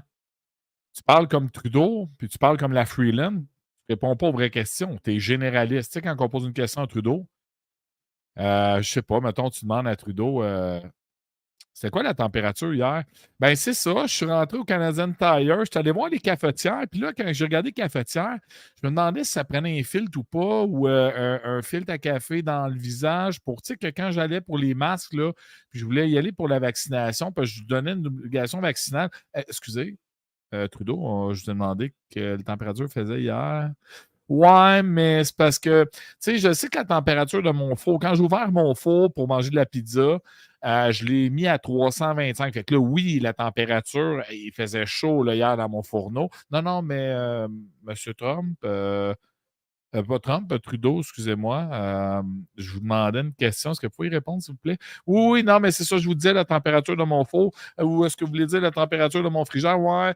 J'ai oublié, je ne l'ai pas baissé à cette température. Il s'est accumulé beaucoup de condensation. Il y a eu beaucoup d'eau dans mon frigidaire. J'ai eu une inondation à cause de ça. Je suis arrivé, je me suis réveillé le lendemain matin. J'ai été inondé partout dans ma maison. C'était une catastrophe totale. Donc, oui, il y a des changements climatiques. OK. C'était pas réellement ça la question. OK. Bon, ben, je pense qu'on va y aller, tout le monde. Ça va nous servir un peu mieux. Ben, c'est un peu ça, hein? Ça ressemble à Trudeau, à la Freeland, la vraie politique, ça ne répond jamais réellement aux questions. De toute façon, en général, je l'écoute parler, tu ne peux pas être une présidente des États-Unis, là.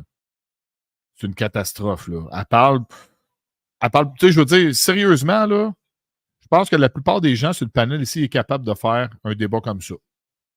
Moi, je serais capable, je pense, de faire. Mettons, j'écoute des vrais débats, là, des vrais débats politiques, là, des qualités politiques. J'ai écouté des propos de Trump, certains trucs, là, je voyais qu'il connaissait sa matière sur le bout des doigts. Là. je pense qu'on serait quand même capable. Préparer un petit peu, là. Tu mets 2-3 points de mire. Bon, on va parler de ça, de ça, de ça. Je pense qu'on est pas mal tous capables. Mais je ne suis pas expert. C'est ça que j'ai hâte de voir. Moi, je vois que ce n'est pas un bon débat de sa part à elle. Là. Je vois qu'elle a l'air nounoune. Tu pourrais t'attaquer tout le temps à quelqu'un. C'est pas ce qu'il y a de meilleur. Tu ne vas pas chercher beaucoup l'empathie des gens avec ça. Puis les gens sensés disent, à un moment donné, as-tu fini de parler de lui sans arrêt? Parle donc de ton maudit plan. Là. Tu fais juste l'attaquer sans arrêt. Tu le traites de tous les noms. Tu essaies de le faire passer pour un clown. Bon, OK. Tu as fait le tour, là. On peut-tu t'entendre, c'est quoi ton plan? Parce que tu ne nommes pas c'est quoi ton plan. À part de parler généralement, ben moi, je veux le bien de mon peuple, je veux le bien des gens. Ah oui, c'est vrai, tu sais, elle parlait elle parlait de maudit, de l'avortement. Tu sais, là, elle prend des trucs hors contexte. Elle essaie de le faire passer pour un gros méchant, de dire aux gens, regardez, elle laisserait crever une fille dans son auto plein de temps parce qu'elle n'a pas le droit de se faire avorter. Non, lui, ce qu'il a dit, Donald Trump, il n'était pas d'accord. L'avortement d'un enfant de 8 mois, 9 mois, puis même après naissance, que tu pouvais le tuer, c'est un meurtre.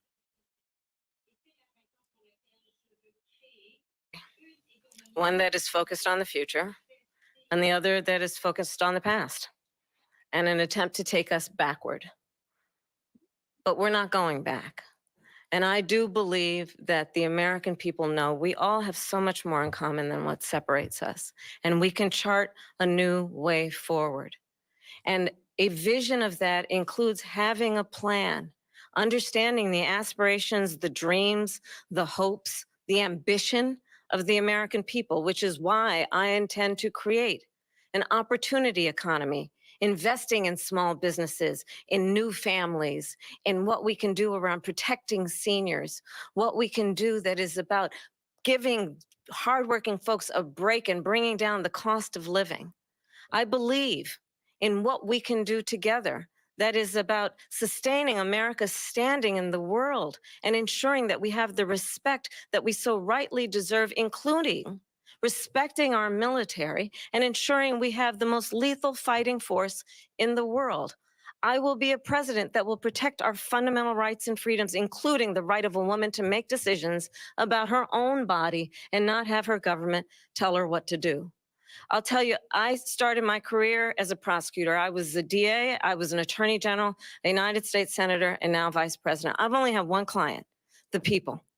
And I'll tell you, as a prosecutor, I never asked a victim or a witness, are you a Republican or a Democrat? The only thing I ever asked them, are you okay? And that's the kind of president we need right now. Someone who cares about you and is not putting themselves first. I intend to be a president for all Americans and focus on what we can do over the next 10 and 20 years to build back up our country by investing right now in you, the American people.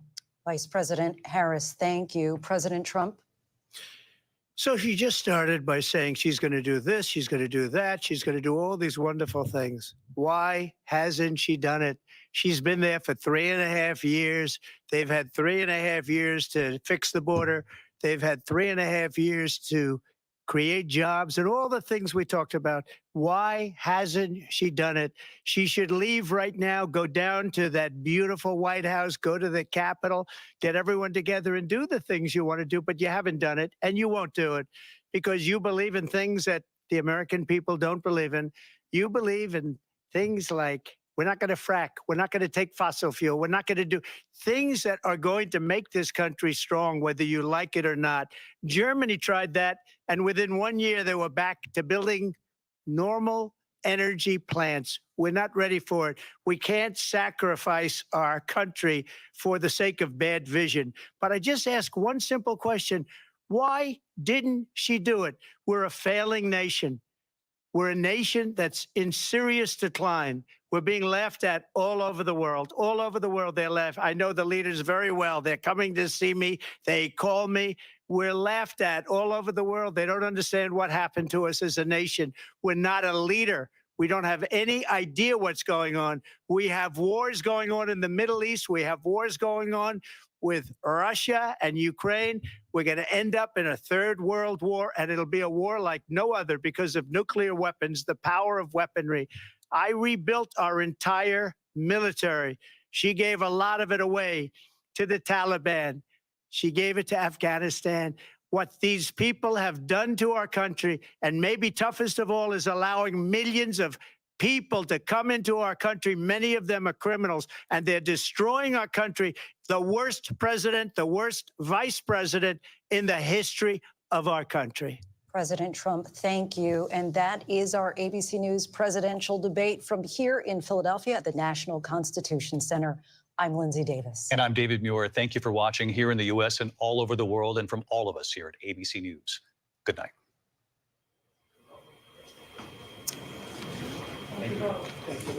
And we are here live on ABC with our post-debate comments. I'm Martha Raddatz. It was a lively debate, from the economy to abortion to Afghanistan. They had it all, and it was historic, John Carl, fiery. Wow.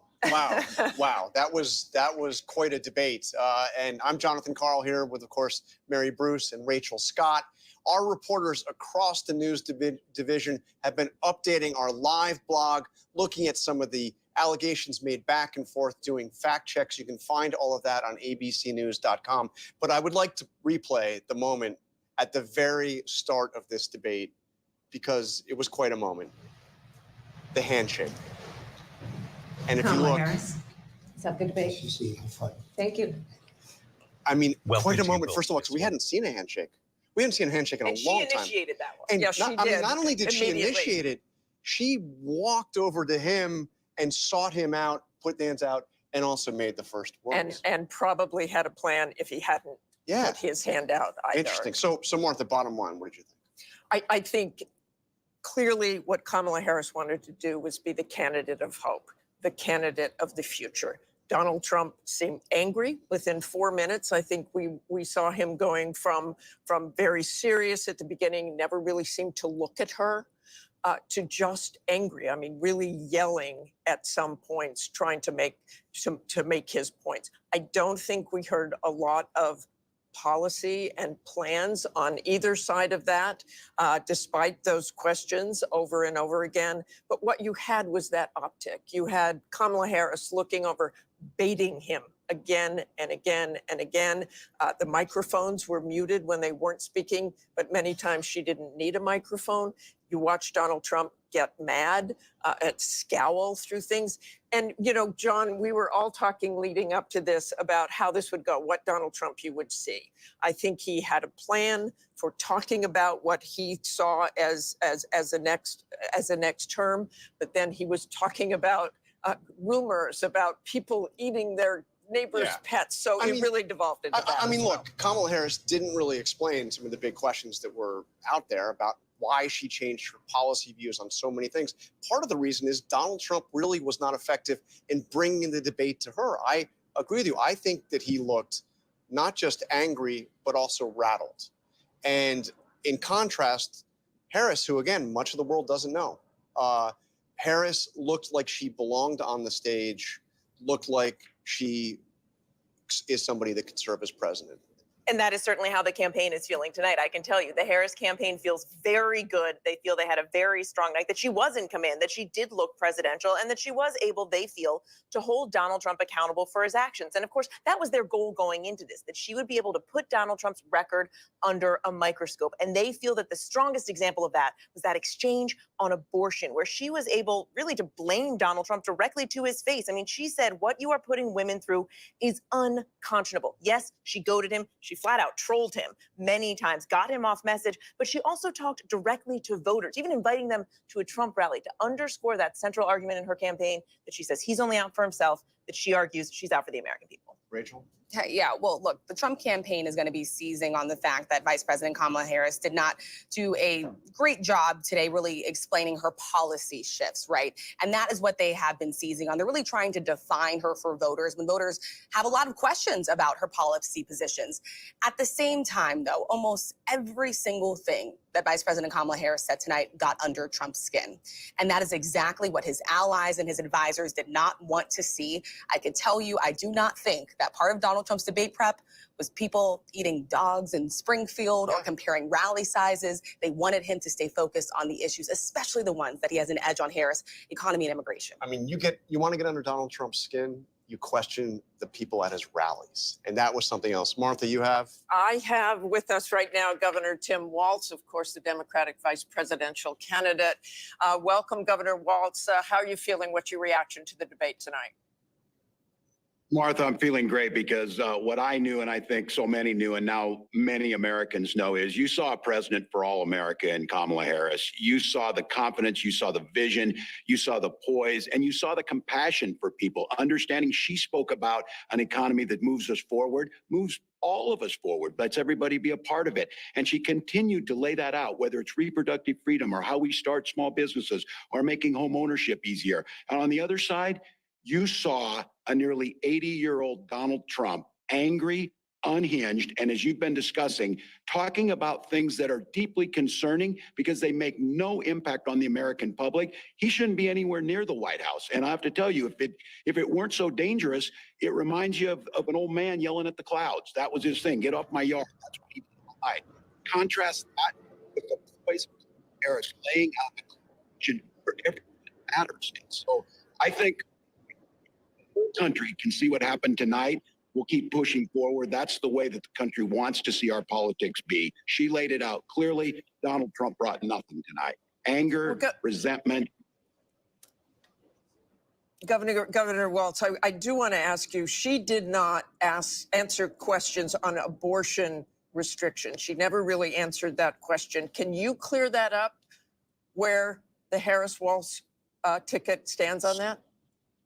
Certainly, and you couldn't get any different than this. The reinstitution of Roe versus Wade, what was the law of the land for 52 years. You saw this in there, and him pushing back to the states. She's exactly right. It's people like Amanda in Texas, which everybody saw on the stage in Chicago, nearly bleeding out, having sepsis twice because she can't get the care. She's been absolutely clear on this. Everything Donald Trump said that is untrue. The clarity of this is Roe. When you have Roe, you have the protections in place where women make their own decisions with their healthcare providers, not Donald Trump.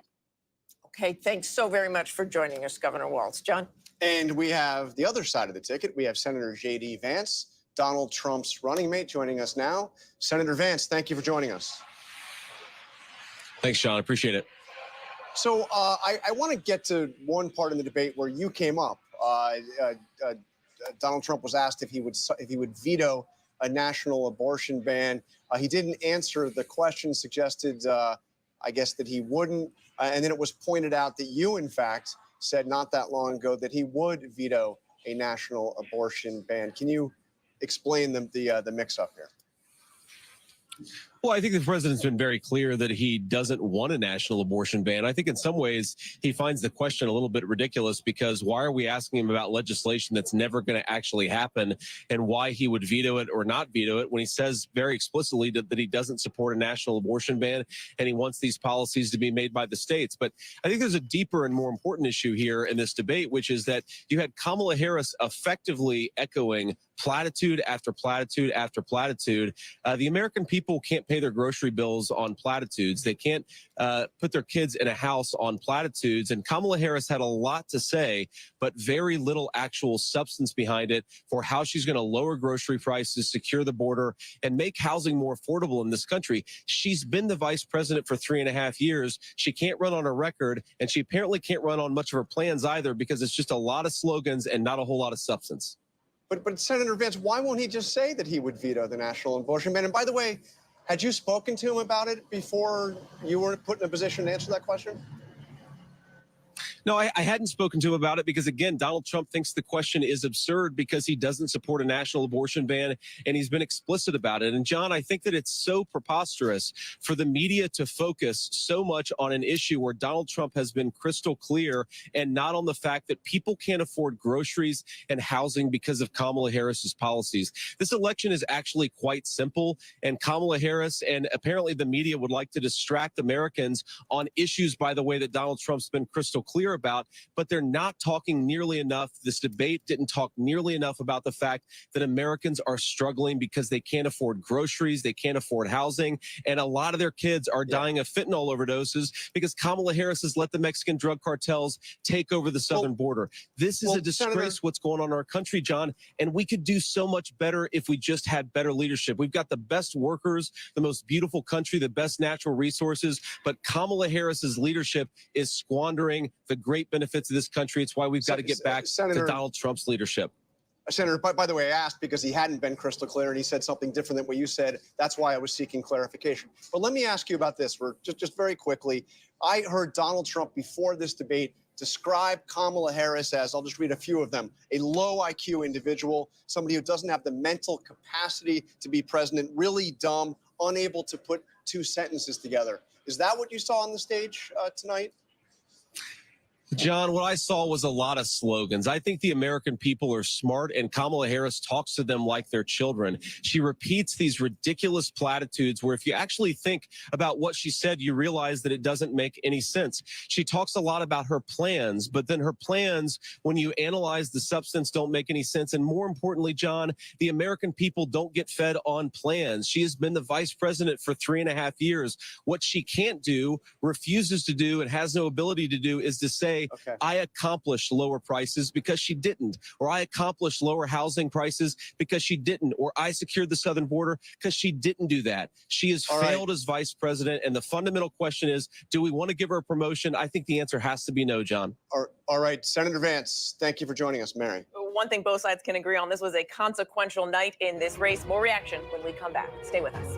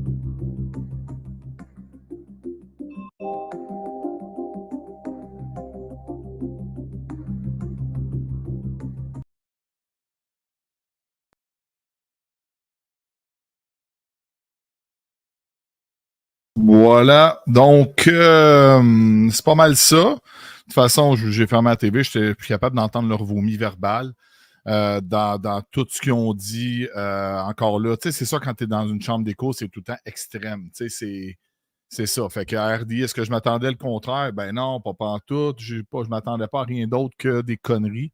Ils font juste dire qu'il a perdu vraiment le débat, qu'elle a gagné haut la main, que Donald Trump a embarqué dans le jeu de Kamala Harris. Mais ils ont gardé une petite Jane à la fin qui dit « Oui, mais elle ne répondait pas à aucune question. » OK, mais vous dites qu'elle a gagné le débat haut la main, mais elle ne répondait pas à aucune question. En tout cas.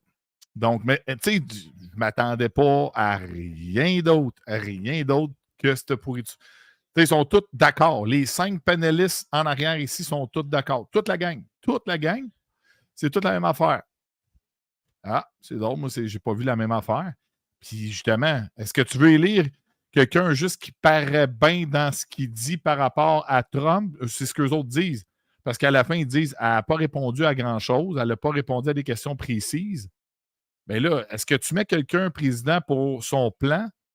Ou tu mets quelqu'un de président parce que c'est comme si elle aurait dit plus de vérité que lui plus menti?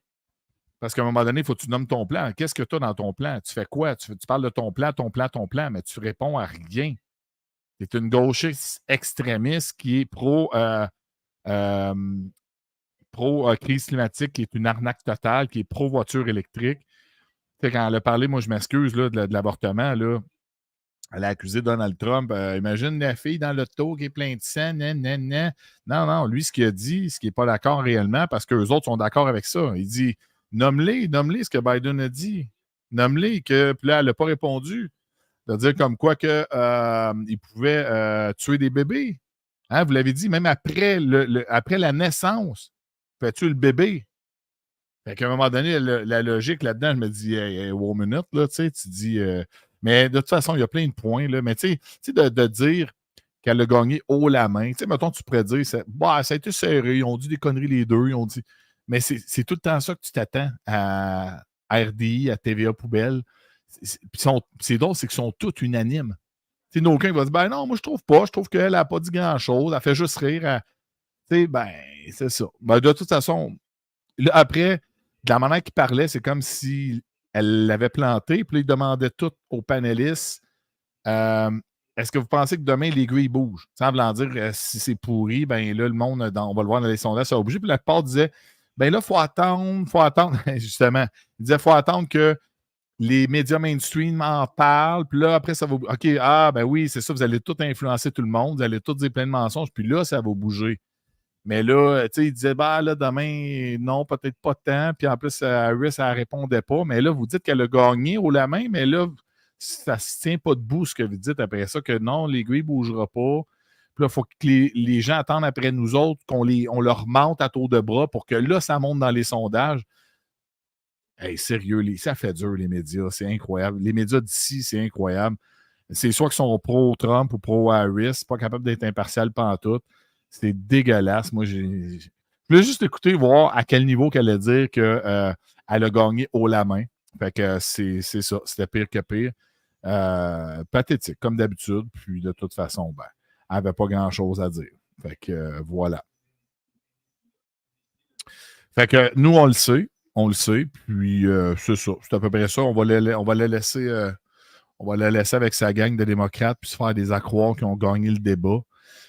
Puis qu'elle n'a pas de plan.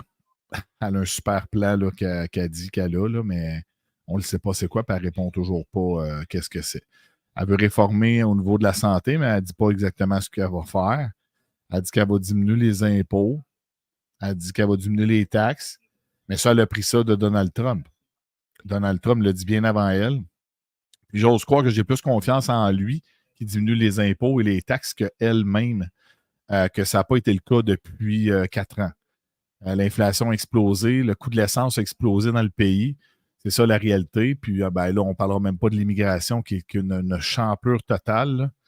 Ouais, c'est ça. Donc, elle choisit le côté obscur. Ouais, ça ressemble à ça. Elle ne sait même pas elle-même c'est quoi son plan. Ben non, elle n'a pas vraiment de plan en tant que tel. Fait que... Gang, je vous laisse là-dessus. Je voulais juste vous montrer le débat de ce soir. Puis... si vous voulez aller écouter de la marde, aller écouter RD, vous allez voir que c'est pas mal un beau petit vomi verbal. Donc, sur ça, je vous laisse à tous. On se voit demain matin. On va probablement demain, mais j'ai des travaux chez moi. Fait que, je ne sais pas peut-être encore à quelle heure, mais bon. Demain, à quelque part, demain dans la journée. Donc, hey, bonne fin de soirée à tous. Je vous adore, je vous aime. Allez en paix, mes chers guerriers.